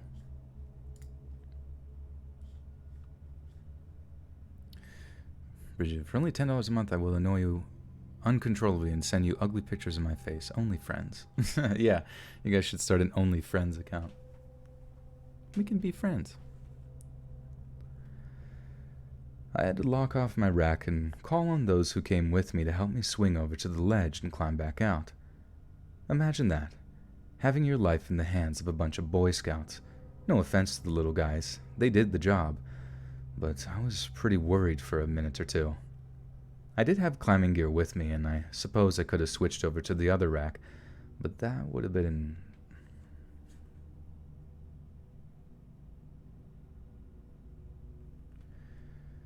But that would have been a lot more trouble, so I took the easy way out. No, not that one. Since I was able to lock off the rack, I could simply rest there and think about my situation, and the thoughts were not good. The Boy Scouts had their troop leader with them, so it wasn't like there wasn't a strong, full adult there to add some extra pull, but I'll admit that I couldn't help but imagine what would have happened if something went wrong. If I were the panicking type, I suppose I would have been deathly afraid that I would lose my life right then and there, but that doesn't mean the prospect didn't make me feel extremely nervous. I was literally dangling like 30 foot into a pit with gear that wasn't right for the rope I was on, with absolutely no way to control my descent. The only thing is, I'm careful enough that when I decided that the rappel wasn't a sure thing, I chose to call it all entirely rather than risk that I'd have enough control to descend it safely. That's the type of care that keeps you alive in caves like that. But if you want to hear about something that really has the pucker factor, then how about a vertical cave with pull downs? You take your rope with you, and an unexpected increase in water levels. There's a cave out in Tennessee where there are 3 vertical drops of over 100 feet, but people typically only take one rope because the bottom of the cave is open and you can pretty much walk out of it unless it's flooded. There is always water in the cave, anywhere from ankle deep to about 18 inches. Between the second and the third drop there is a long, 400-foot crawlway with low ceilings and high water levels. When I'd been, there was about half a foot of water with about the same amount of airspace above.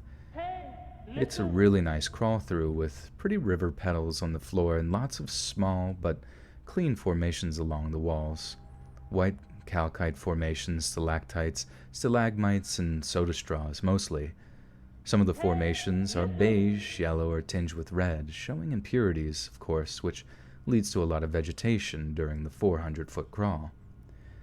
If, for example, a caver was in a small party who were exploring this particular cave and dropped into it expecting a typical through trip, but happened to have a problem during the second 200-foot rappel, the party could decide to float him through the crawlway and lower him down the final 100-foot rappel. They could pull down the rope and move him to where the entrance to the crawl is, only to discover that the water levels are too high and there is a very small air gap in the crawl. But with water that high, the moment of the water would be very swift. The moment, fuck. Hey, Maya B with the 10 says, thank you so much for another stream. All of this chaos that's going on is dividing people, yet I feel like there's a sense of unity within this community overall, and it's so refreshing. Take care. Thank you, Maya. Thank you for the 10, and I do hope to sort of cultivate that here. I really don't believe in, objective division, especially on the sort of community side. It's like once you can sort of see someone and interact with them, it's like you build that trust, you know what I mean? So that's what I really hope to build here, whether that's trust is with me or with each other, and that's why I have the Discord. You kind of get used to people. I mean, obviously people are going to have differing opinions and stuff like that, but I think the strongest sign of maturity is for people to listen to each other and even with the differences still be able to maintain that maintain that relationship or whatever it may be or manifest as. So yeah, I definitely do not want any sort of negativity or division here, and I honestly have you guys to thank that you have been able to maintain that, so far. So I appreciate it. Pickle Queen, thanks for the buck. Pickles. Smoke weed every day. Creepimation says, hi, Let's Read. Nice to hear this time once more. Can't wait to begin animating more stories of yours from this week. Keep being the awesome like you always are. Expecting to reach 700k soon. Thank Creepimations. Hope your animations are going well for you.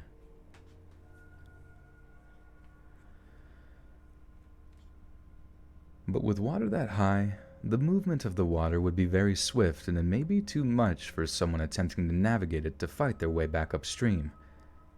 That person would have to contend with just a few inches of oxygenated air at the top of a passage that has razor-sharp rocks all along the cave ceiling, and at the end of the passage the water jets out over to a drop that's more than almost half a mile down.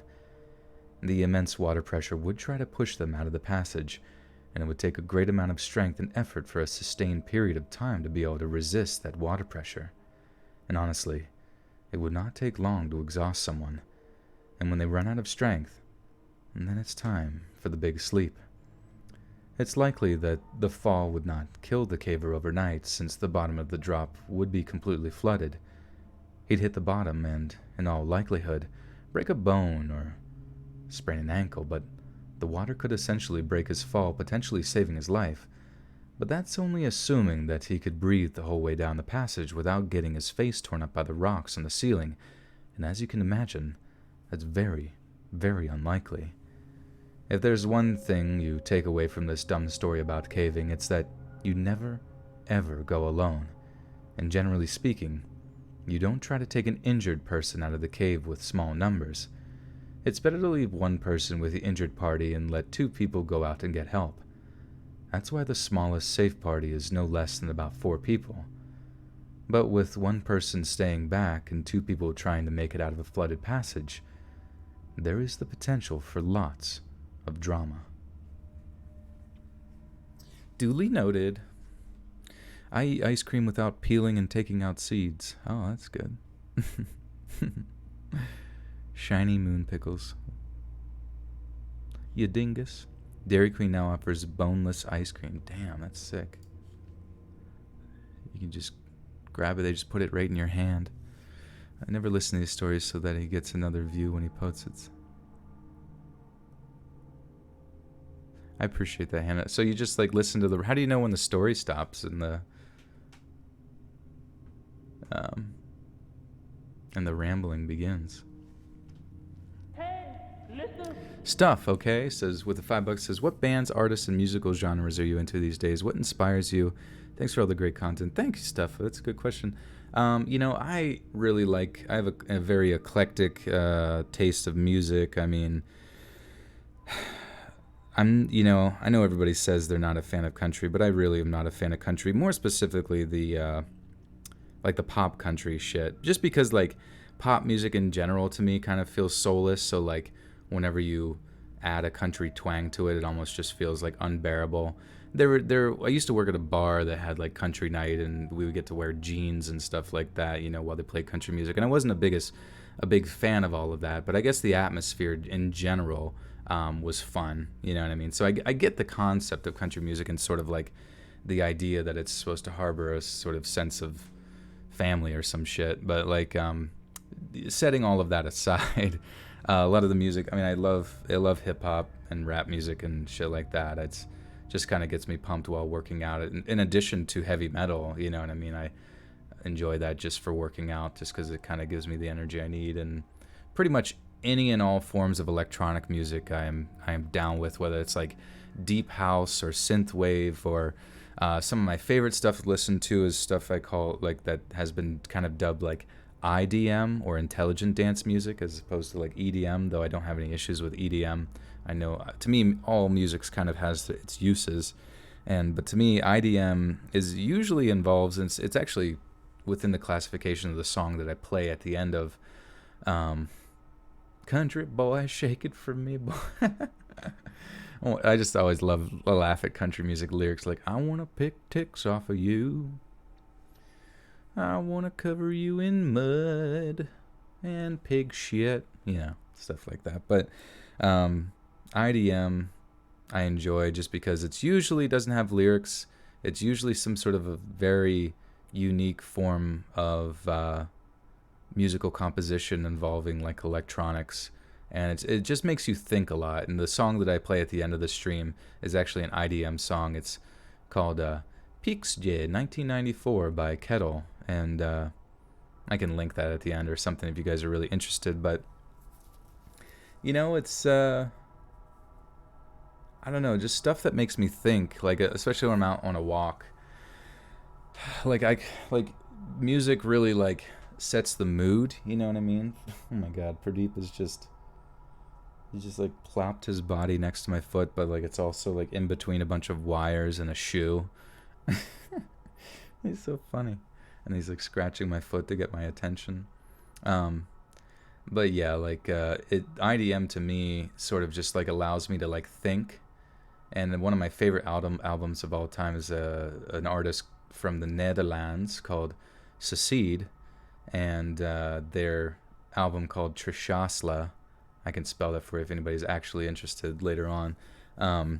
But it just kind of like basically they described it as a dying man's last dream, you know? So you can imagine like he's dying and he's having some pretty vivid, insane dreams. And I really feel like the whole album just kind of opened my mind to that genre. It's in many ways stuff you may have heard on some of the bumps that you listen to when if you've ever watched like Adult Swim and they do like the black screen with the white letters and stuff, and then it eventually says like Adult Swim, and like it's always some usually cool like chill hop type music or experimental type stuff. And I don't know, that's the kind of stuff like kind of without lyrics and sometimes more so samples that tantalizes my brain as opposed to like conventional musical structure, I suppose. Venus Flytrap with the 2 says, "Give Pradeep a kiss for me. He's a good boy. He is a good boy."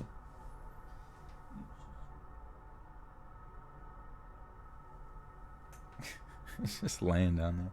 He's probably hot, you know. It's hot in here. It's summertime, pretty much. We're almost there. Hey, listen. Alex says, "Country also be like, ran out of milk for my cereal, crack open a Miller Lite, and now I get burial." Holy shit, that's funny. I hope that's a meme that has like a picture of like that sad cat who has a kid, but he has a cowboy hat on. If you wrote that, please make that meme with that cat. That would be so funny.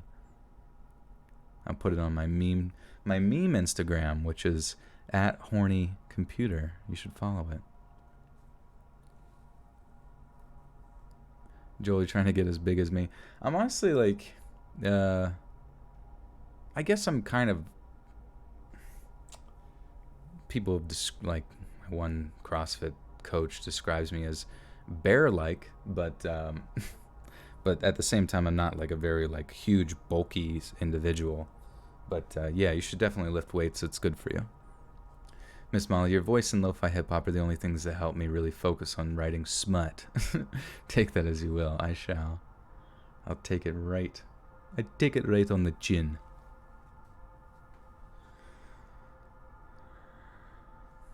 Hannah, you better do it. Create a secret one just for the memes. Honestly, social media sucks wieners, but if you can just avoid all the drama on social media and just follow for the memes, you are going to have a good time. And I'm not just speaking to Hannah Banana, but like, you know, everybody. Kakarot. All right, fine, Kakarot. I'll shut up, bro. Let's read as a big daddy bear.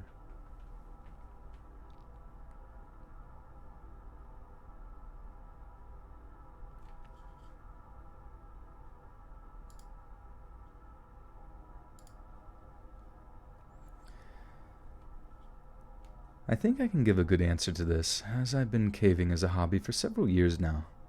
Nothing really supernaturally creepy ever happened during any of my caving events, but I have been in some dangerous situations which have either left me questioning my sanity or the sanity of those around me.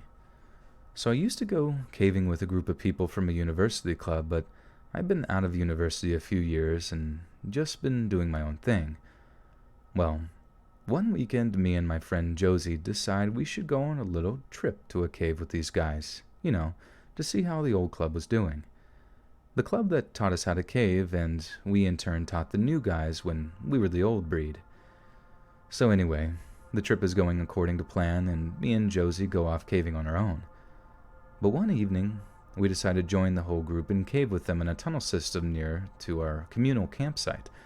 Now, at the time, it was raining a little, and I was beginning to feel uneasy about the whole thing.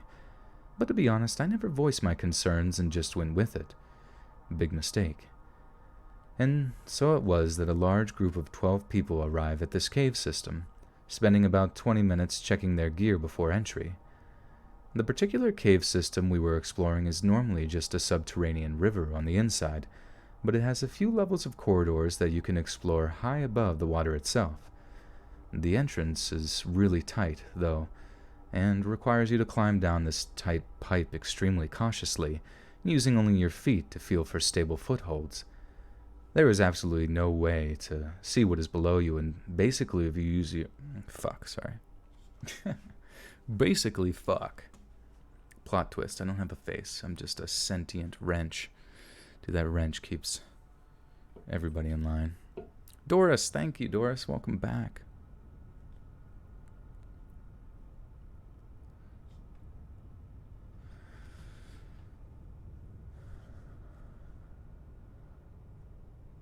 Eat the fucking donut.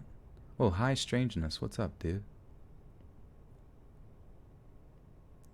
Has anybody ever listened to the Higher Side chat? My friend keeps trying to get me to listen to it, and it sounds pretty cool.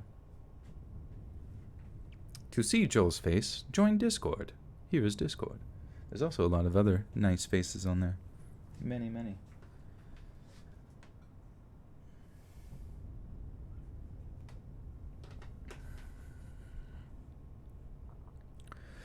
To see Joel's tramp stamp, join Discord. I should get one just so I have one. Do you have any tattoos? Yeah, right on my lower back.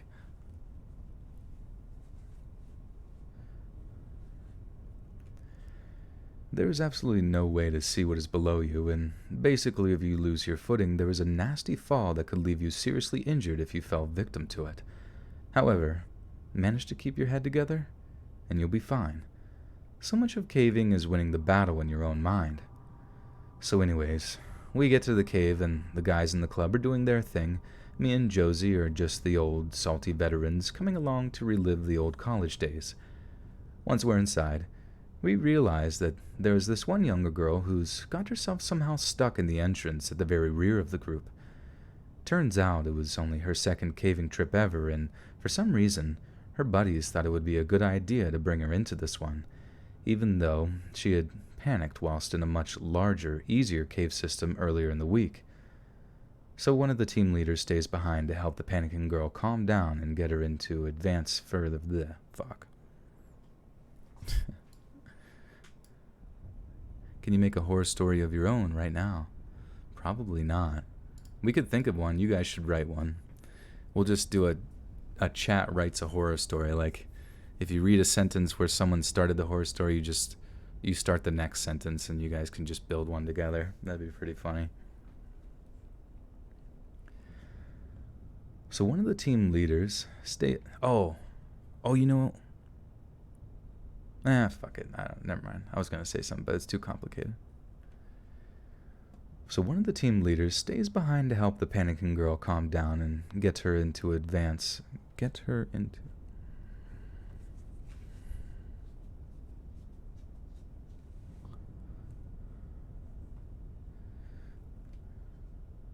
So one of the team leaders stays behind to help the panicking girl calm down and get her into advance. Why does that sound so fucking weird? And get her... Oh, okay. Maybe they just fucked that part up. So one of the team leaders stays behind to help the panicking girl calm down and to get her to advance further into the cave, while the rest of us move deeper, down some of the long corridors before we can start exploring the cave properly. Then I went and asked one of the leaders of the group, a girl I had taught how to cave just a few years before, what time it was. And to my absolute shock and horror, she straight up tells me that she doesn't know, because she's not wearing a watch. Shocked, I ask her how she expects to know what time to leave the cave to be on time for the call-out.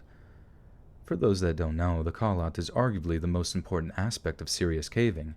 It's where you let someone on the surface know, even if it's just a friend who's not even on the trip, exactly who is going to be present on a caving trip as well as what time you plan on leaving.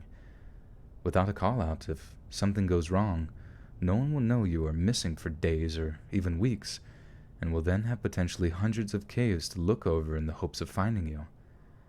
And in that time, it's entirely possible that you could have died of deprivation by that point. Remember, it takes just about 72 hours without water for a person's heart to just pack up and cease beating. Anyway, oh, you know what, side note, and I just wanted to say this, is that, like, my friends knew a guy who had a stroke, who otherwise had, like, a really, really healthy, who was otherwise, like, really, really healthy, you know, like, worked out all the time, you know, biked all the time, had a great cardiovascular health. But he had a stroke one day while he was out running or biking or some shit and died. And honestly, I feel like I can't emphasize enough the importance of how important, like, water is for your system to, like, lubricate everything, to make sure your heart doesn't skip a beat or, you know, create a clot of some sort that passes through, or, you know what I mean? So, yeah, once again, hydrate or dihydrate.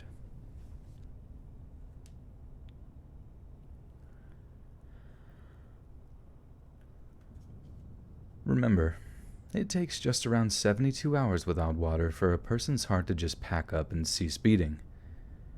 Anyway, the leader of all these sweet innocent beginners tells me that she did not leave a call-out, or bring any first aid kit or safety equipment.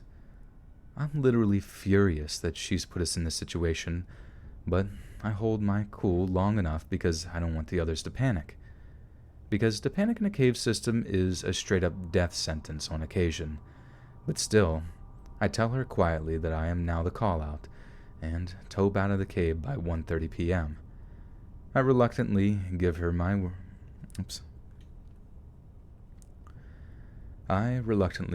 watch, trying not to snap and straight up call her reckless and dumb before I start back towards the cave entrance. Back near the entranceway, the other leader guy was sitting with the girl who got stuck earlier, the same one who managed to get her into the cave. Turns out she just couldn't handle it and they'd abandoned the attempt entirely. I go through the situation with them and tell them I'm leaving the cave to be the call-out guy. They ask me to go get an SRT kit, basically just ropes and a harness, in case any of the other caving club needed it to climb back up, so I do just that. A little while later I head back with gear, which they didn't have all of, and I had to borrow off of other cavers who were luckily at the same campsite. I get back to the cave and the others are leaving, albeit rather slowly as it is a difficult entrance and climbing out is incredibly harder than climbing in. They all manage to get out, but lo and behold, the panicking girl gets stuck. And with the two leaders trapped below her, she is blocking the entrance. We harness her up, and I rig up an anchor to try and secure her on a rope in case she falls, but she is wedged in there tight, and it isn't in the right frame of mind to get moving. Then I get the news from the others below that the cave is starting to fill, because of rain. After what seems like eternity of them nicely talking to this panicking girl, telling her that she's doing great and she'll be fine, she's getting worse at this stage. I freak out. I shout at her that she needs to get herself together and get out of the cave because two others are stuck behind her. It kind of works, and she nearly stops having a panic attack. Not entirely, but stops hyperventilating, which just makes her more stuck. She still won't climb out, though. So against all common sense, I lie down into the hole and grab her by the harness and pull her up and out of the cave. After that, I told the club that they needed to get their stuff together and stop being cowboys, but I haven't gone back to them since, because their foolishness straight up nearly got 2 team leaders killed. Dude, that guy means business. Let's read. I think your voice attracts sexy people. Hell yeah, I believe that. Only the sexiest people are allowed in my chat.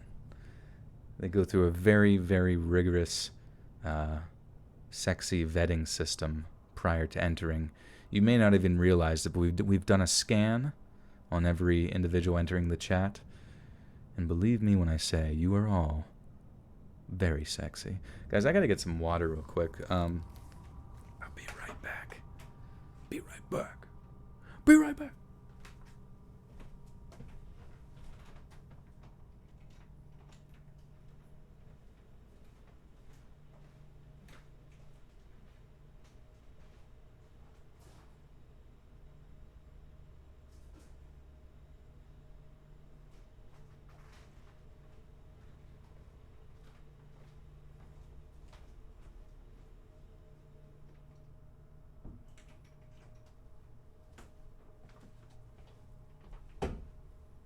Okay, I have returned.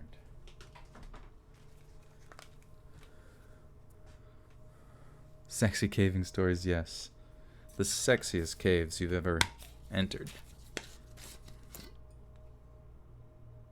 You got booted out. I don't know why.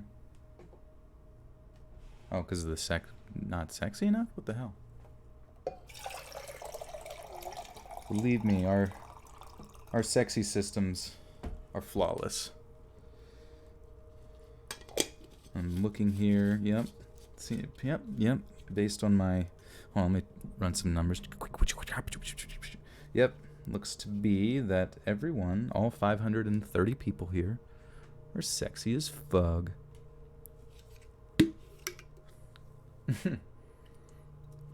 Subscribe to Let's Read's YouTube.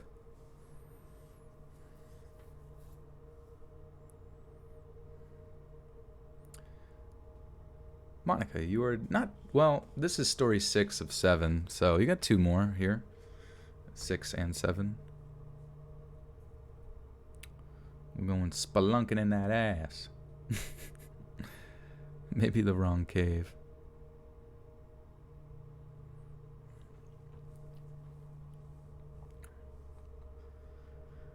Okay. Okay. Big brain time, baby.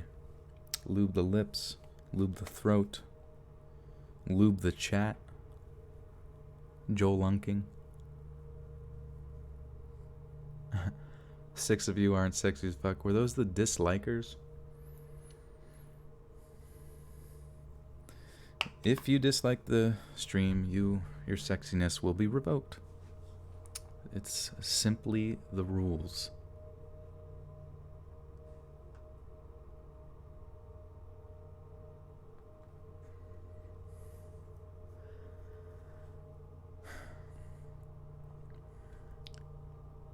There was nothing John Edward Jones loved more than caving with his beloved family. Along with his younger brother Josh, his father often brought him along on caving expeditions in the state of Utah when they were just young children. From an early age, the Jones boys grew to adore the subterranean depths and their shadowy, otherworldly beauty. But unfortunately for John, his first trip into the Nutty Putty Cave, southwest of Lake Utah and about 60 miles from Salt Lake City, would be his last. John entered the Nutty Putty Cave just after 8 p.m., Mountain Standard Time, on the evening of the 24th of November 2009, not long before Thanksgiving. John was 26 years old at the time of the incident, and along with 9 other friends and members of his family, decided to explore Nutty Putty Cave as a way to build bonds with each other ahead of the holidays. Being in his mid-20s, John was without a doubt in the prime of his life. He was recently married, had an 18-month-old daughter, and was in the process of attending medical school in Virginia with a view to becoming a certified medical doctor. And like most years, he had headed back home to Utah to spend some quality holiday time with his family and friends. Yet a seemingly routine caving trip was to turn into an outright nightmare. It had been many years since John had been caving, and at 200 pounds and 6 feet tall, he wasn't the same small child that used to accompany his father.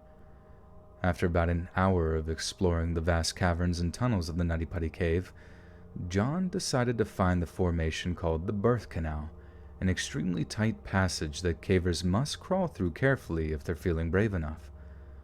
John located what he assumed was the Birth Canal and began to inch his way into the restrictive tunnel, head first, shimmying forward using his stomach muscles, hip flexors, and fingers to grip. But it only took a minute or so before he realized he'd made a horrible error of judgment. It was clear that John...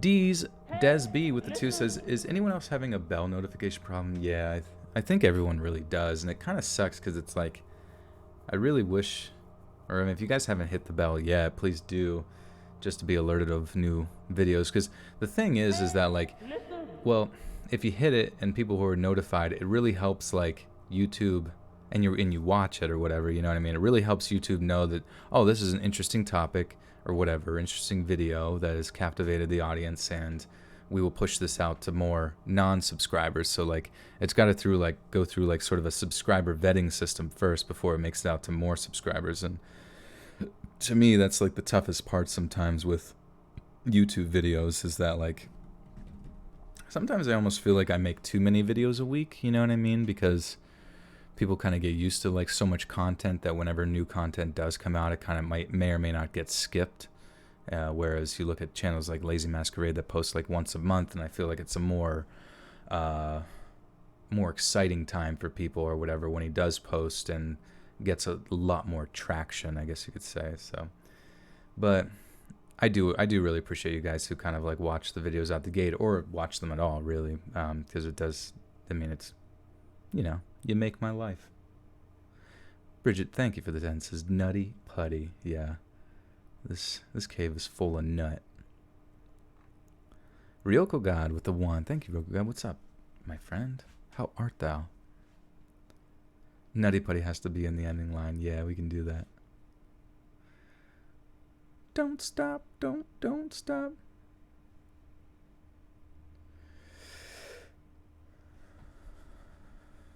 You need more videos.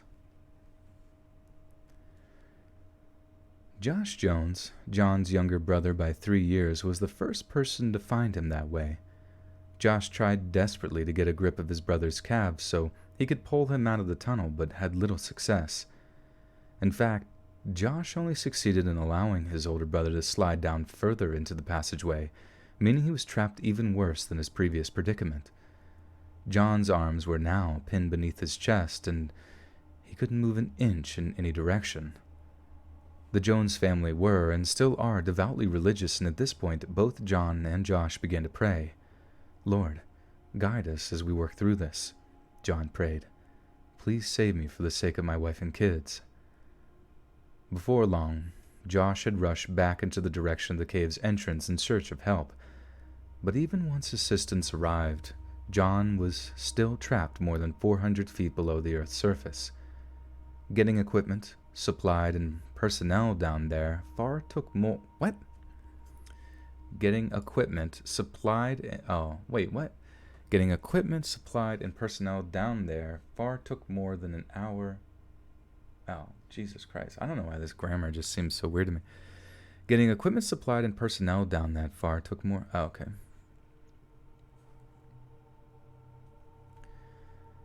Getting equipment, supplies, and personnel down that far took more than an hour to accomplish.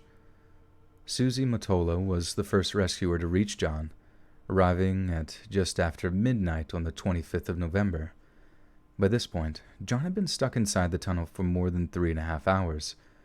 Susie said hi to John and introduced herself as a rescue worker, even though all she could see of him was a pair of darkly colored sneakers. "Hi, Susie. Thanks for coming, but I really, really want to get out," John is reported to have said. And so over the course of the following 24 hours, more than 100 rescue volunteers worked tirelessly to free John from his rock prison. From records and eyewitness reports, the method they were banking on involved a system of pulleys and ropes to try to pull John free from his dangerous predicament. One of the rescuers on the scene, a man by the name of Sean Roundy, explained the difficulties facing anyone who went into Nutty Putty Cave, even those with lots of previous caving experiences. Most of the passages were dangerously narrow, even at the entrance, where warning signs had been placed. Warning signs that John Jones had apparently ignored or simply failed to notice.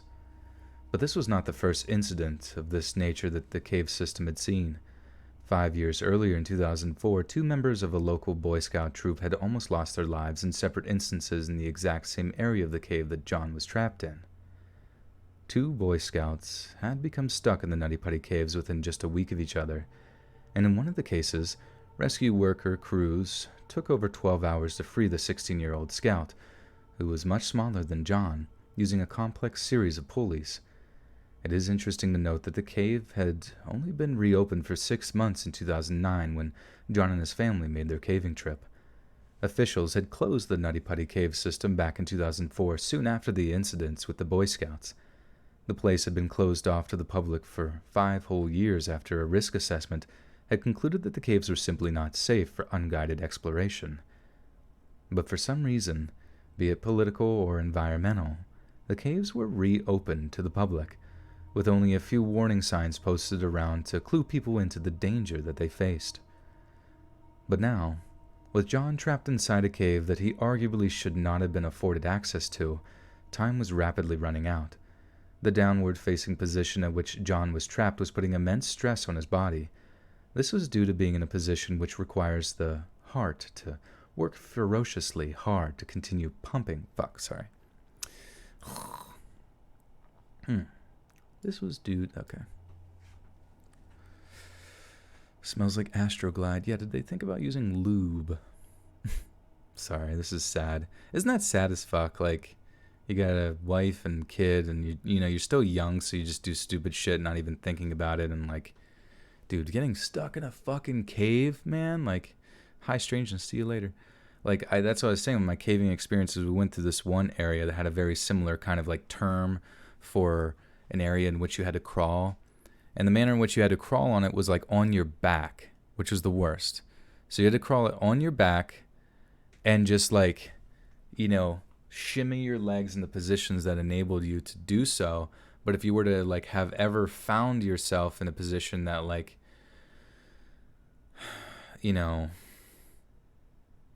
just essentially there was no more movement, I mean, you would be so fucked. You would be so fucked, and it's just like, even when I did it, I was like, why am I doing this? I know I'm going to make it, and I still fucking hate it. It was just sucks. Because especially now at that point, like, what do you do? Like, do the cavers and shit, like, or the people that are trying to help you just sit there and wait for you to die? Like, good God. Tweeting, stuck in the birth canal again. Yeah, what if this was actually just his reincarnation into another body? I'm going to need to do a C-section on him. This was due to being in a position which requires the heart to work ferociously hard to continually pump blood out of the brain. As when the body is right side up, gravity does the work and the heart doesn't have to shoulder that load. Much like the Boy Scout rescued 5 years earlier, volunteers tied a rope around John, which was in turn connected to a series of pulleys. When everything was in place, the rescue volunteers then pulled as hard as they could. But suddenly, without warning, one of the pulleys catastrophically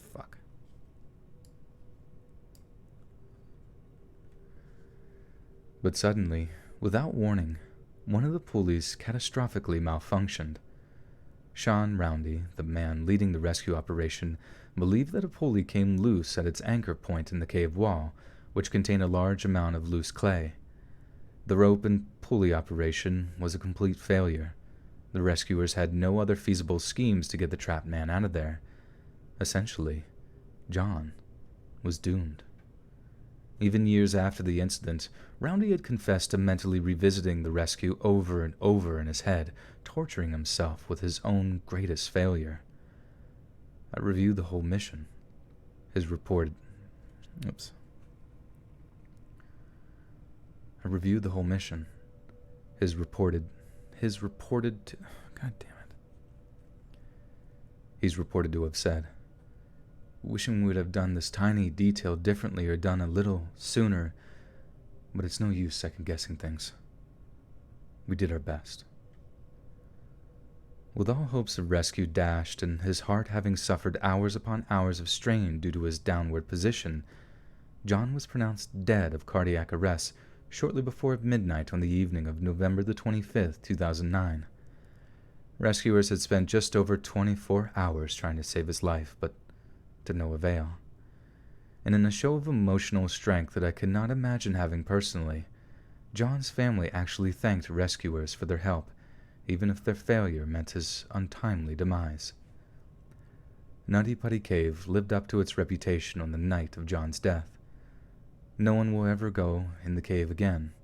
State officials sealed off Nutty Putty Cave permanently just a week after John's death. They never recovered his body, which remains inside to this day, for fear of more deaths that might result from such an operation. Now see the... Shit. Real question. When it shows message retracted in chat, who retracted it? It might be YouTube or... Oh, yeah, like... the individual sometimes can, like, not want... Like, they send something and now they don't want to say it anymore or whatever. But also a mod can do that. Now sealed up.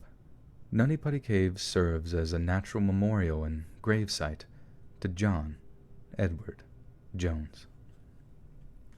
God, fuck, man. Fucking sucks. Dying sucks. And especially dying doing something that you chose to do sucks even more. Fuck that. Nutty Putty, yes, senpai. The lighting is really bad here. I came outside and... Oh, the lightning. The lightning hit, like, really close to me. I think I'll go back. Yeah, be careful. Also, I saw... My friend showed me this one video. I don't know if you guys saw it, but I think it was in Texas. Maybe, like, North Texas. But there was, like, weird noises in the sky that almost sounded like... Dude, it was kind of creepy. And I kind of hope it's, like, some sort of viral marketing or something, but I don't think it is. But, basically, the guy would go outside and there would be, like, lightning in the distance... And then you could kind of like see fucking like something in the sky every time lightning would flash. And like and every time it did, it would make like you would hear like a fucking like screeching sound. Like a giant bird or something was in the sky. And I don't think it was, obviously, but all I could think was like, holy shit, was that Zapdos up there, dude? Fucking legendary Pokemon, man? Like that would be sick nasty.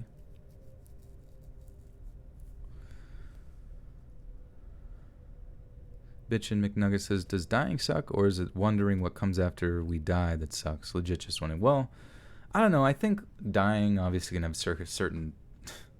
It's a different process for everyone. I mean, you could fall to your demise and instantly die, or be shot in the head and instantly die, or get crushed in a car wreck, and maybe it only crushes your legs and you're stuck there like slowly kind of suffering, or be like this kid where your heart is...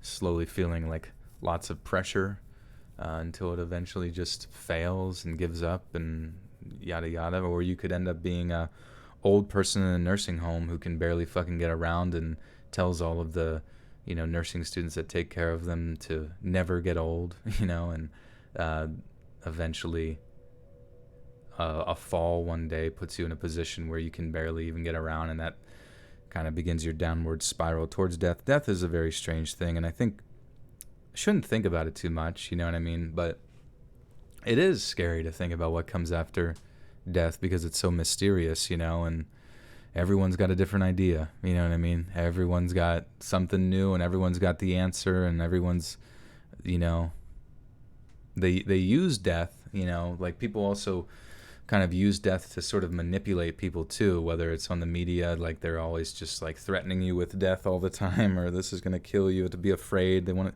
because, you know, the natural fear of what comes after death is what places people in a state of fear, making them more easily controllable, shit like that. And I don't know, it's just strange. The concept of death is, I mean, shit, all horror movies, I mean, these fucking stories are all based around the morbid fascination with the fear of death, you know, and it's sad, but I guess fascinating at the same time. Bridget Jones dying isn't all that bad. Yeah, but you're not dead, Bridget.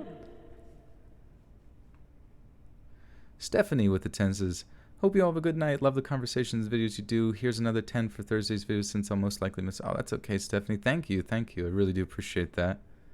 And the video shall also release tomorrow at 7 along with... Friday's video will be out as well. Texas de Bestis. Did you hear about anything like that, Jamie, related to the Zapdos in the sky? Like what the like screeching noises in the sky? You guys should look that up. Screaming noises in the sky, Texas. Like I don't even know what to look up, but you'll find it. It's pretty weird.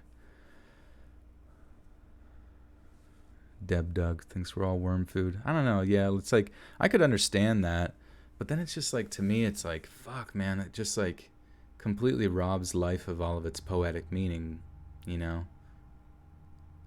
You're not dead, says Literal Skeleton. You're looking in the mirror, babe. Thank you for the 2. Sky Bears, dude, they're up there, man. Biggest threat to this country right now. Sky Bears. You heard it was a steam relief valve. Shit, probably.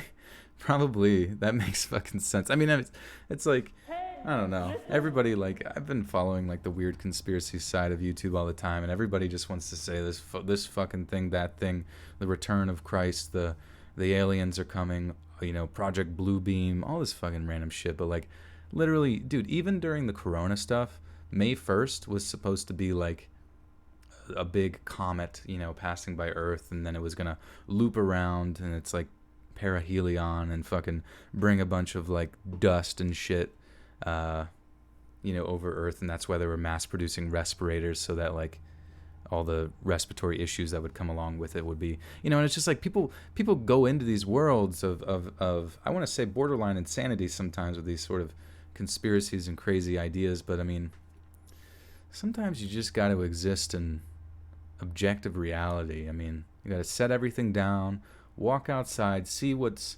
reality actually is for you personally, and just make those decisions. Because, I mean, to a degree, I think it is fun to kind of, like, as, like, almost like borderline science fiction, to, like, listen to a lot of those conspiracy stuff, because it's just silly, you know what I mean? Like, obviously some of it might, you wanted the comet to come hit you. Well, maybe next time, babe. How about I shoot a Nerf dart at you instead? Number 15. The chain gun Nerf dart death. Killed by a Nerf dart. That would be a funny story. Yeah, Y2K. I mean, there's so... Remember 2012? It was like the Mayans. It's just... Or like, there was one... Yeah, it was like May 21st, 2012. There was like this, you know, subsect of Christianity, like, that was wholeheartedly like the end is there. And it's like... Or even something like Jonestown. You know what I mean? You drive people to, like, drink the Kool-Aid and suicide. It's like, you can fucking... Dude, you can make people do anything. Literally anything. Like, we are all just, like, a mixture of, like, a monkey had sex with a sheep and made humans. You know what I mean?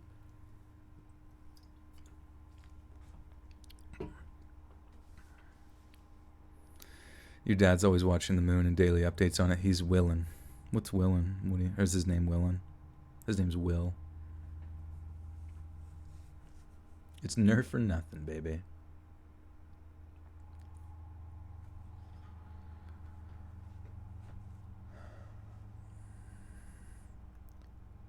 My name is Tom Kinski, and I am the vice chair of the Boston Grotto, a caving club affiliated with the National...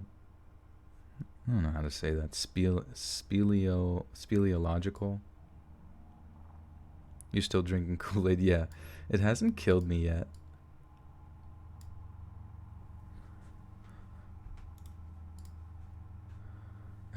Sex with a sheep and a monkey and a sheep. No, I don't know what you mean. What the fuck are you talking?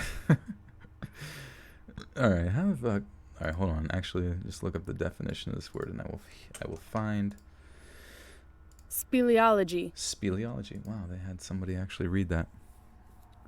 Did you notice every time was like, then boom, baby. Yeah. That's what, well, the thing about the Buttersock cult here is that I want the Buttersock cult to be very self-aware. If I ever start, like, if I'm drunk one day and I start telling you guys to worship me, or that Jesus is returning, you know, on my next birthday, or just some whacked out shit, please do your best to tell me to shut the fuck up. Because, honestly,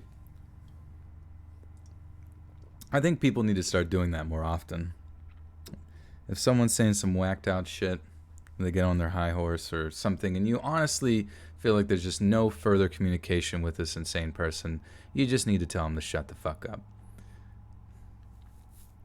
I think there's a certain sense of occult power in that word, that when it's aimed at you, there's a certain humbling in it that I feel everyone must go through. An initiation of sorts. Yeah, everybody just like, the cult goes so far I can't control it. Let's read for God, 2020. Doth my sacrifice pleaseth you? Does my sacrifice pleaseth you? Dude, I want to play, if I ever do anime voiceover, dude, I want to be all the fucking bad guys. I want to be the bad guys. I want to be the creeps. I want to be the meeps and the screeps and the beeps. I want to be all the fucking weirdos, dude. Because they're the most fun voice, I think. All the drunk talk. Oh, God. You know, we should be good. I don't know why I keep saying, oh, God, as if though I'm going to, regret it, but fuck it, dude. the STFU cult, yeah. Wait, how the fuck? Well, first off, let me turn this slightly down. Beep, bop, boop, boop. Speleology. Speleology, okay. So the the speleological, yeah, that sounds right. My name is Tom Kinski, and I am the vice chair of the Boston Grotto, a caving club affiliated with the National Speleological Society. We meet the first Wednesday of every month on MIT campus and regularly send out open invitations in the hopes of attracting new members. There are always people who show up interested. I'd like to think this wasn't just due to the pizza we ordered in from the upper crust on Charles Street, but who am I kidding? Everyone loves pizza. The Boston Grotto also organizes yearly.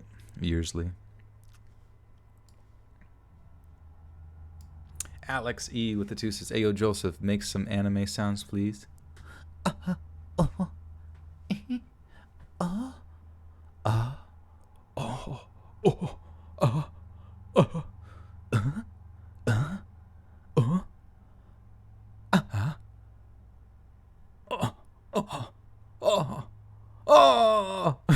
Sorry. Anime is fucking weird, man. If you watch that shit, that's okay. I like it. The Boston Grotto also organizes yearly caving trips to some fascinating, far-flung places. Last summer, we planned a deep cave expedition in the karstic limestone plateau of southern Turkey, and we actually helped to map out the lower reaches of the cave system, extending the depth of the Morka Cave from negative 919 meters to negative 1240 meters. It is now officially the 3rd deepest cave in Turkey, all thanks to our hard work and dedication. It's a very, very fulfilling hobby, but caving is neither easy nor is it really relaxing. In fact, on occasion, caving can be hazardous, terrifying, or even fatal. I have plenty of stories detailing brushes with danger and death, but the one I'm about to tell you is the one that sticks with me the most.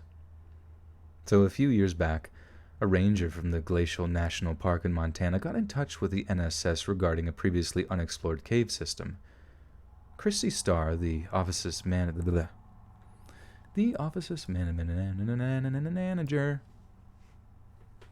Your girlfriend just looked at you some type of way. That's funny. She's like, what the fuck? Are you watching hentai over there?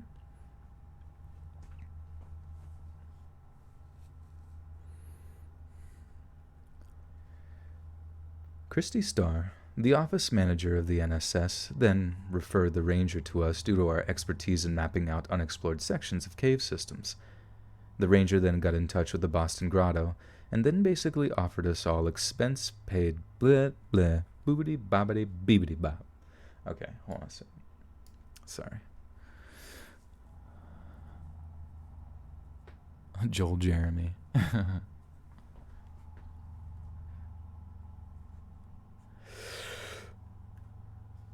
The ranger then got in touch with the Boston Grotto and then basically offered us an all-expenses-paid caving trip to the Glacier National Park.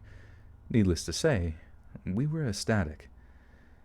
You see, whether we're talking about Francis Drake, Magellan, or even Lewis and Clark, we can conclude that most, if not all, of the Earth's surface has been roughly thoroughly documented and mapped out. There is very little in the way of land left to explore, but the same cannot be said for what lies beneath our feet. The National Speleological Society alone estimates that only 10 to 15% of the world's cave systems have been documented and mapped out, and I'm not sure people realize just what an opportunity that presents people like us. We have the chance to explore places that no man or woman has ever stepped foot in before.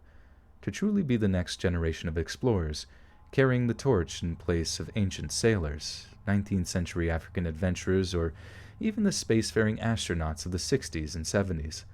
I mean, there's the very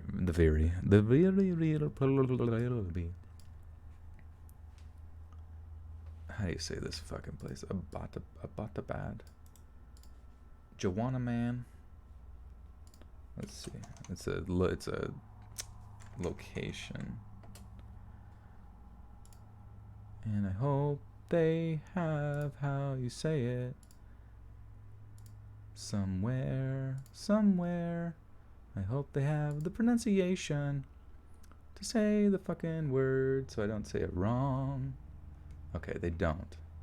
Abbottabad. Okay, wait. Wait, what is this? About Abbata. Abbata. Okay, Abbottabad. Okay, yeah, Abbottabad. They kind of help you like work through the pronunciation with these like I don't even know what do you call like pronunciation spelling? You know, like a phonetic thing or something like that. Well, some bullshit. I mean, there's the very real possibility of being. Oh, where the fuck am I? Chat. I don't know where. Hey, listen. Bridget Jones with $20 says, "What are you wearing, Joel?" Just some khakis. But usually nothing. And that's why I also don't want to do face cam, because it's hot as fuck in this bitch. But thank you, Bridget. That's very kind of you. 20 buckaroos. I'm gonna get me some caving gear. Phony spelling. Alright.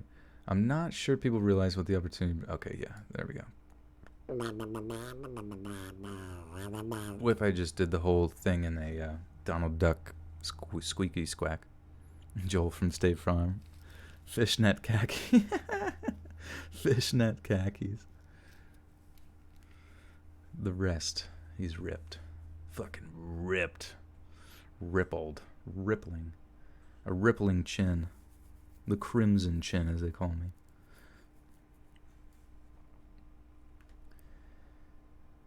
And I'm not sure people realize just what an opportunity that presents people like us.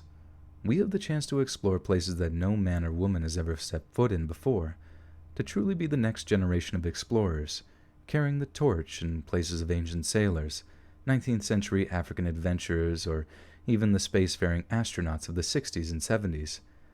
I mean, there's the very real possibility of being able to name something the Kinsky Caves or something along those lines. Fuck.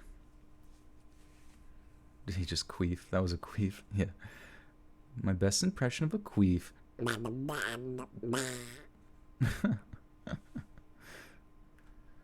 Or something along those lines.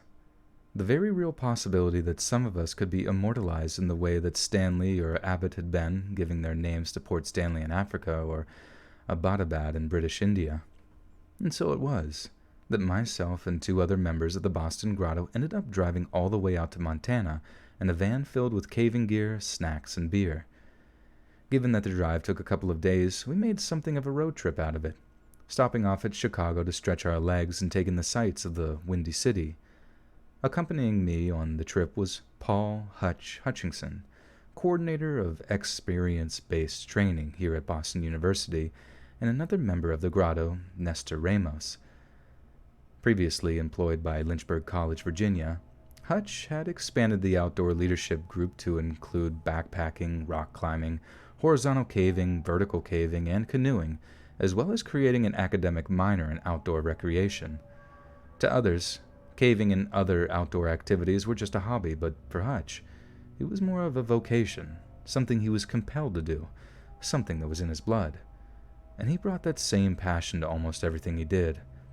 Nestor, on the other hand, was a relatively newer member of the Grotto, but what he lacked in raw experience, he made up for in enthusiasm and competence.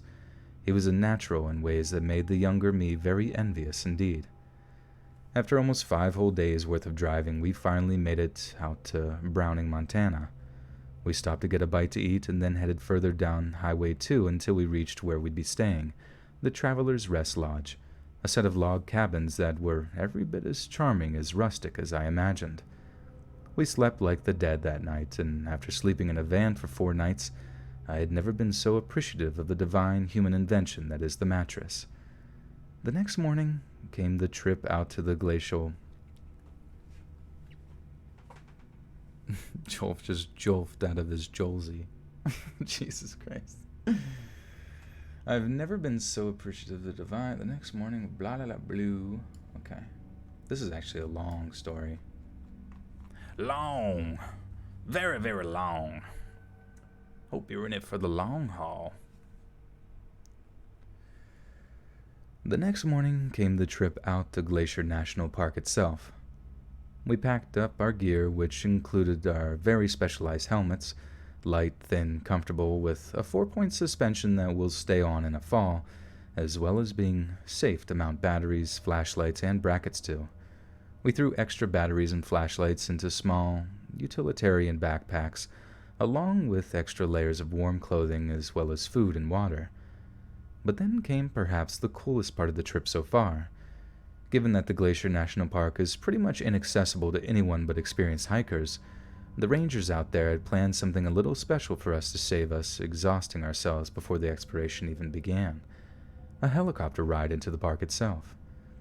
We were told to be in a certain field at a certain time, which we were, and seeing that chopper coming in from a distance, the thudding of its rotor blades shattering the early morning tranquility was just incredible. I'm a huge fan of old war movies, and if it wasn't so chilly that morning, it might have felt like we were back in Vietnam or something. Special force guys being airlifted behind enemy lines or something. Despite being ferried deep into the national park via helicopter, finding a safe place to drop us off was another thing entirely. We landed about a mile's hike from the cave system itself, with one of the park rangers guiding us up a set of steep paths which led to the tiny restrictive entrance on the mountainside.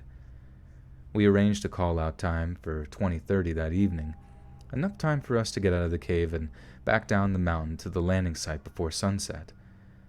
After that, the park ranger left us to hide back down at the chopper, and our journey began in earnest. Oops, not hide, hike. Alex is taking painkillers.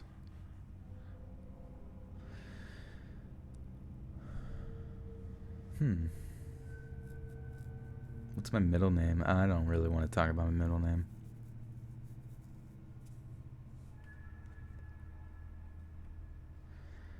After that, the park ranger left us to hike back down to the chopper, and our journey began in earnest. I immediately understood why the cave system was previously unexplored.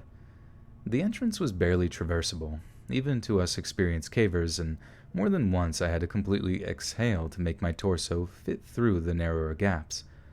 Hodge was the point man as he headed in, and each little cranny he had to shimmy through was properly assessed for danger.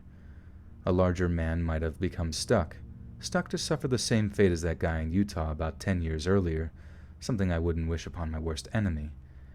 After about a half-hour of serious anxiety that verged on claustrophobia, the tunnels began to open up a little, and I really do mean a little. They were still narrow enough that we could do nothing but crawl on our hands and knees, occasionally just our bellies, in order to get deeper inside a place that apparently no man or woman had tread before. It was terrifying, but thrilling in a way that I don't think I could put into words. It's like one burst of adrenaline, knowing you're the vanguard of subterranean exploration, and you can almost feel it buzzing in your fingertips. So the last thing I was expecting when we found ourselves crawling into a larger, more open cave was to hear Hutch's disappointment. As you can imagine, you can make loud noises in a cave system. You have to be as... Oops, you can't make... Yeah, my middle name's Laquifa. Joel Laquifa. How's it going, y'all? Oh my god. Pradeep's just so sprawled out right at my feet. He's so funny. He's so funny.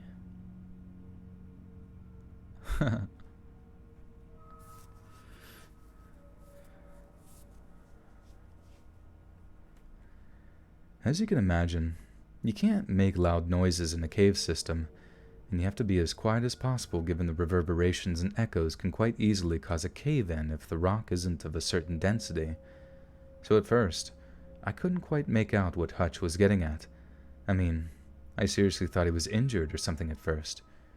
He started hissing and whispering curses, balling his fists in frustration at something he'd seen illuminated by the lamp on his helmet. After he crawled through, I watched him sit down, leaning back against a cave wall with his face obscured by his hands. I asked him what the matter was, but he just shook his head, a melancholy to his body language that I'd rarely seen before as he pointed over toward the opposite side of the cave. There, lying on the cold stone floor, was a burlap sack, a small leather-bound notebook sitting just nearby. Only then did I join him against the cave wall, sorely lamenting the fact that this wasn't going to be the virgin expedition that we'd imagined it to be. But that didn't mean that we were about ready to give up. Not by a long shot. Whoever had been down in this place previously had obviously never officially recorded their findings, so the door for us to map out and name the place was still very much a possibility. Before we pushed on, we decided to search the burlap sack and inspect the small book for clues as to what we might be up against as we moved deeper. As I kicked open the sack, I could see there were the remains of some old food container along with an old-style water flask, both of which were empty. They looked old, extremely old, and I hurried to inspect the small book to see if it had any trace of date inside. The thing fell apart in my hands. Moisture and time have long eroded the page's bindings, but we did find a page where the date was partially legible. It read 1860-something, the last number completely worn away by the damp cave air. The book had been sitting down there for the better part of 200 years, and although we couldn't read a single full sentence of what was written in it, I'd have given anything to know what the cavers of yore thought of their subterranean experiences. As we advanced further into the cave system, I couldn't help but wonder just what would cause an explorer to just abandon their notebook like that. But we soon discovered the reason. 2 caves over, we found them. Hutch called it out as soon as the beam of headlamp passed over the dome of rib bones that jutted out from the rock. It was nothing short of terrifying, knowing they'd come down here one day, never to return, never to see their loved ones again, and all the while their reasoning for being down here eluded us. After that, here were 3 things we saw. Here were 3 things we fuck. Okay. I wish Pradeep would just climb in his cat bed. He doesn't like it. He doesn't like it. He doesn't like it. Not a fan.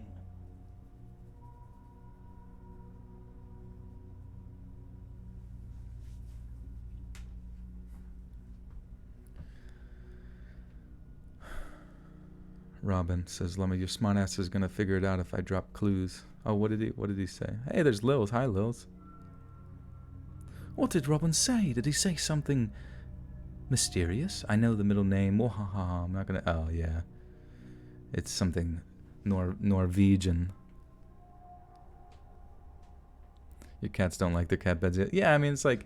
he likes the one cat bed that's down by the landing at the steps, because you can look out the window. But I got this cat bed. I think I got it... Wait.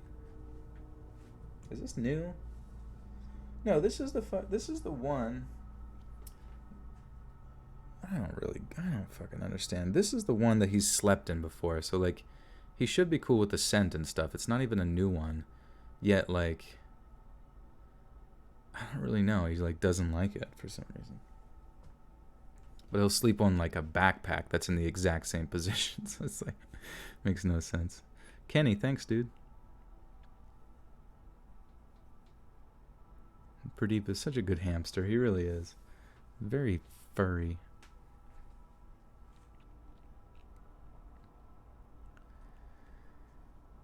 After that, here were 3 things we saw before we turned tail and got out of there. The first were the skeleton's finger bone. Jesus. Here's a hint. It starts with a letter. Fry, I don't know why. Please, it's Laquifa. Can we just? That's the official lore of Let's Read. Is that my name is Joel Laquifa. After that, here were 3 things we saw before we turned tail and got out of there. The first were the skeleton's finger bones. Basically, a person's finger bone is divided up into 3 distinct sections known as phalanges, the smallest sections being in a person's fingertip. These have a really distinct shape. Go ahead and Google it, and you'll see what I mean. So, it was pretty evident to us that something traumatic had occurred. That wore the tips of the bones away. It felt intensely creepy, speculating how this guy had potentially lost his way in the caves, gone mad as a result of the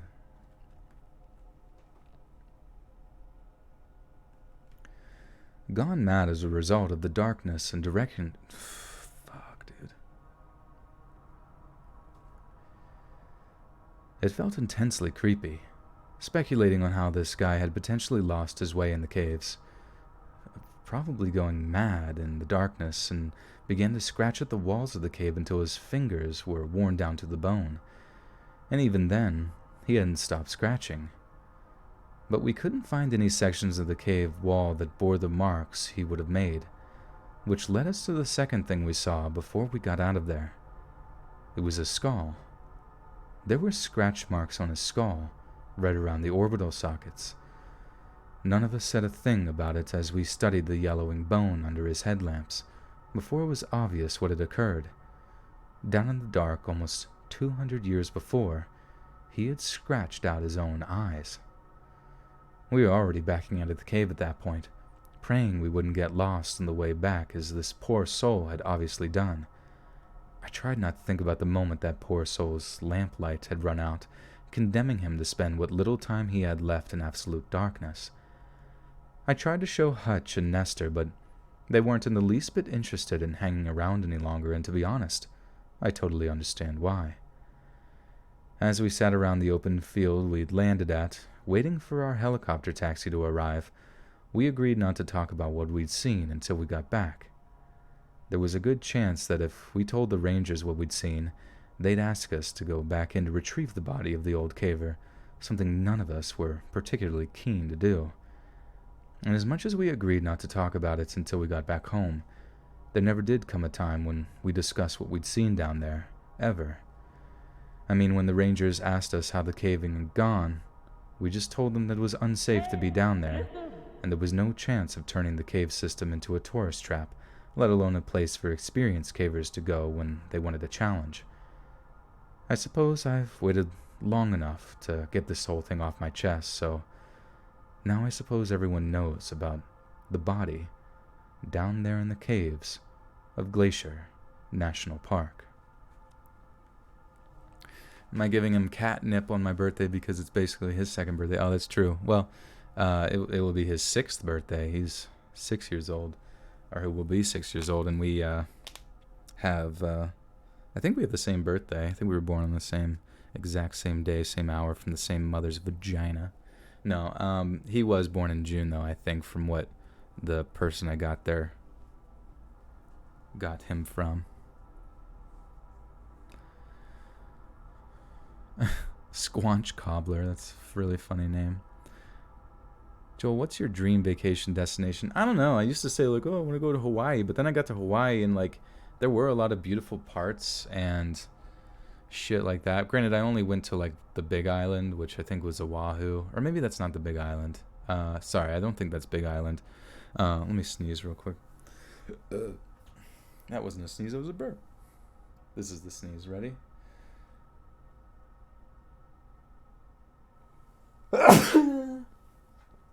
Excuse me. It's a big grandpa burp. Or sneeze. What the fuck am I talking about? But yeah, Hawaii was cool. Like, there's a lot of places you can go, like, hike. It was cool. Like, when we were there, it was like 7 days. And it was like, you would hike for, you have a cool spot to hike, and then we would go to a cool beach and then go to a hiking spot, you know? So that was sick.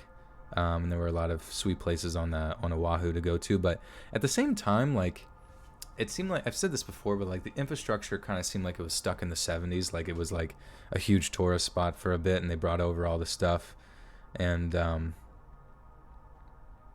you know, eventually it just became too cost ineffective to update infrastructure.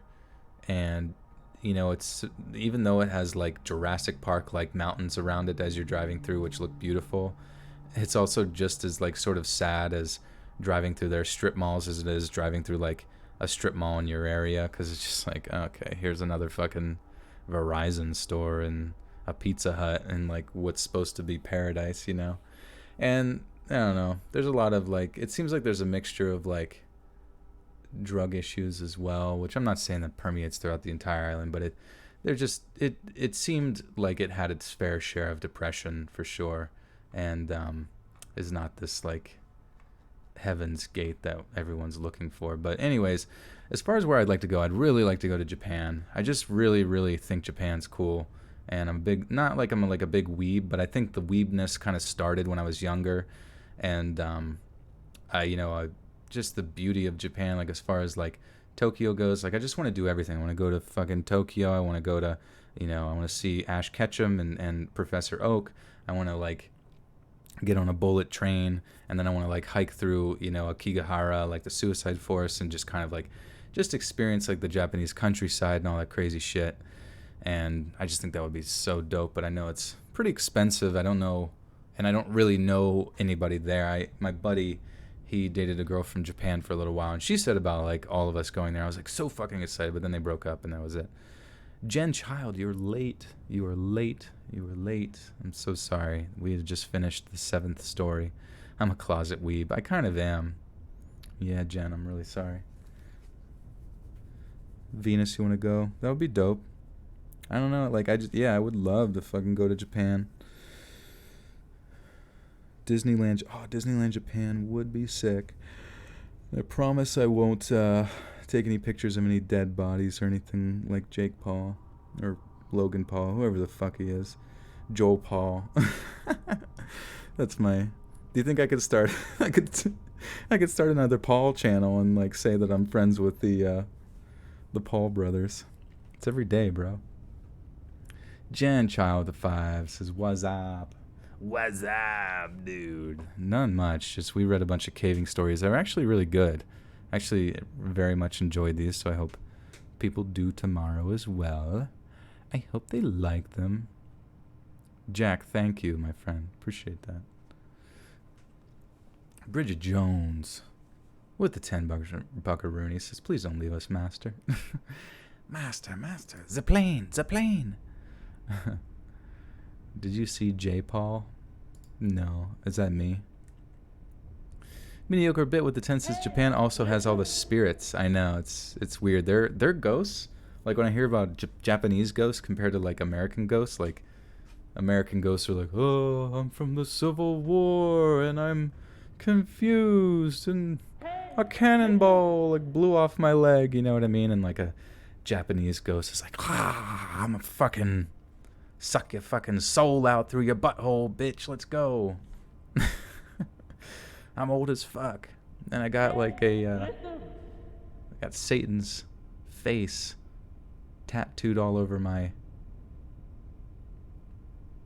I don't really know where to go. My abs. Or instead of abs, I have eyeballs. You know what I mean? Like, I just feel like Japanese, like, concepts for stuff is always wild. Jen Child, thank you for the 2.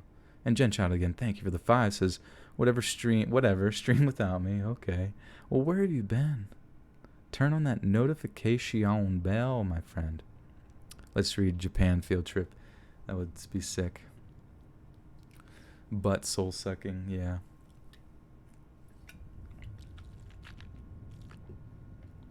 Check out the story of Mawao, You Like It, Japanese doll. Is that on the subreddit? Yeah, I'll have to check that out. Maybe I'll read it for subscribers. Story time for my drunk stream on Thursday, 7 p.m. Be there or be schmear. Alright, let me read this outro. Tattoo it on your taint. Do you think anybody has any taint tattoos? What if someone had a tainted taint tattoo? Now that would be a tongue twister. We ask where Let's Read's t-shirts. Oh, that would be dope. Kyoto, Japan is amazing. You can stay in hostels. It's super safe. I want to return. Yeah, I heard Japan is really safe, which is cool. I feel like, it's like safe, but then there's just like that random one that like cuts your face off, like most places, I suppose. Yes, sir, Steve B. Stevie B, 7 p.m. Eastern will be my stream on Thursday. But yeah, no, I think that's the one thing that's really cool about Japan is it just seems like everybody's just chill as fuck. They're just like, I just want to do my job and I don't want to hurt anybody. And I'm like, thank you for that. I will kindly respect your Mount Fuji for you. Hi friends, thanks for listening. Be sure to subscribe and click that notification bell to be alerted of all future narrations. If you got a story, be sure to submit them to my subreddit, r Let's Read Official, and give blowjobs. Sorry, okay. And if you got a story, be sure to submit them to my subreddit, r Let's Read Official, and give and receive feedback from the community, and maybe even hear your story featured on the next video. And join my Discord to interact with me and other listeners directly. And if you want to support me even more, grab early access to all future narrations for just $1 a month on Patreon, and maybe even pick up some Let's Read merch on Spreadshirt. And check out the Let's Read podcast, where you can hear all these stories in long compilation form and save huge on data, located anywhere you listen to podcasts. Links in the bio. Thanks so much, friends, and please, stay away from Nutty Putty.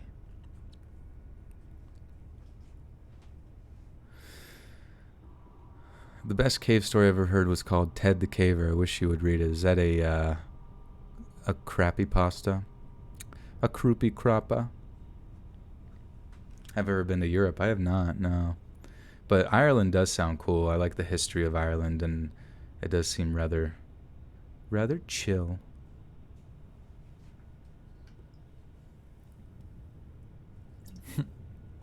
Give and receive blowjob. Wait, what should I say for the ending? You heard blowjob and woke up. You're like, it's my time. And remember to shave your cave. And remember, I'm a closet weeb. There you go. Thanks so much, friends. And remember, I'm a closet weeb.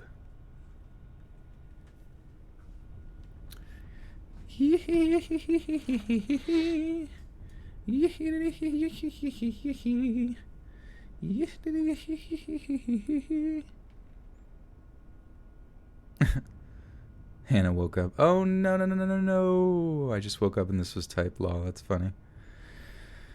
Well, guys, I want to thank you for another amazing stream. It's almost been about three hours.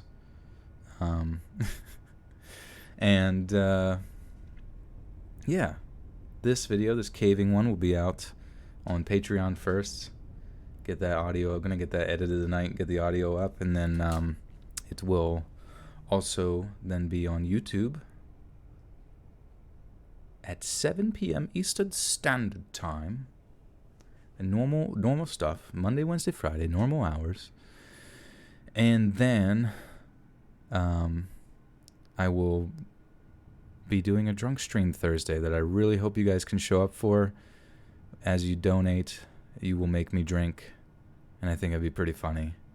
And hopefully you guys end up killing your favorite narrator with alcohol that he purchased, that you gave him. And you guys will all go to jail for it. So prepare for that. I would get an attorney now in case you guys kill me too hard. This would be premeditated. Holy shit.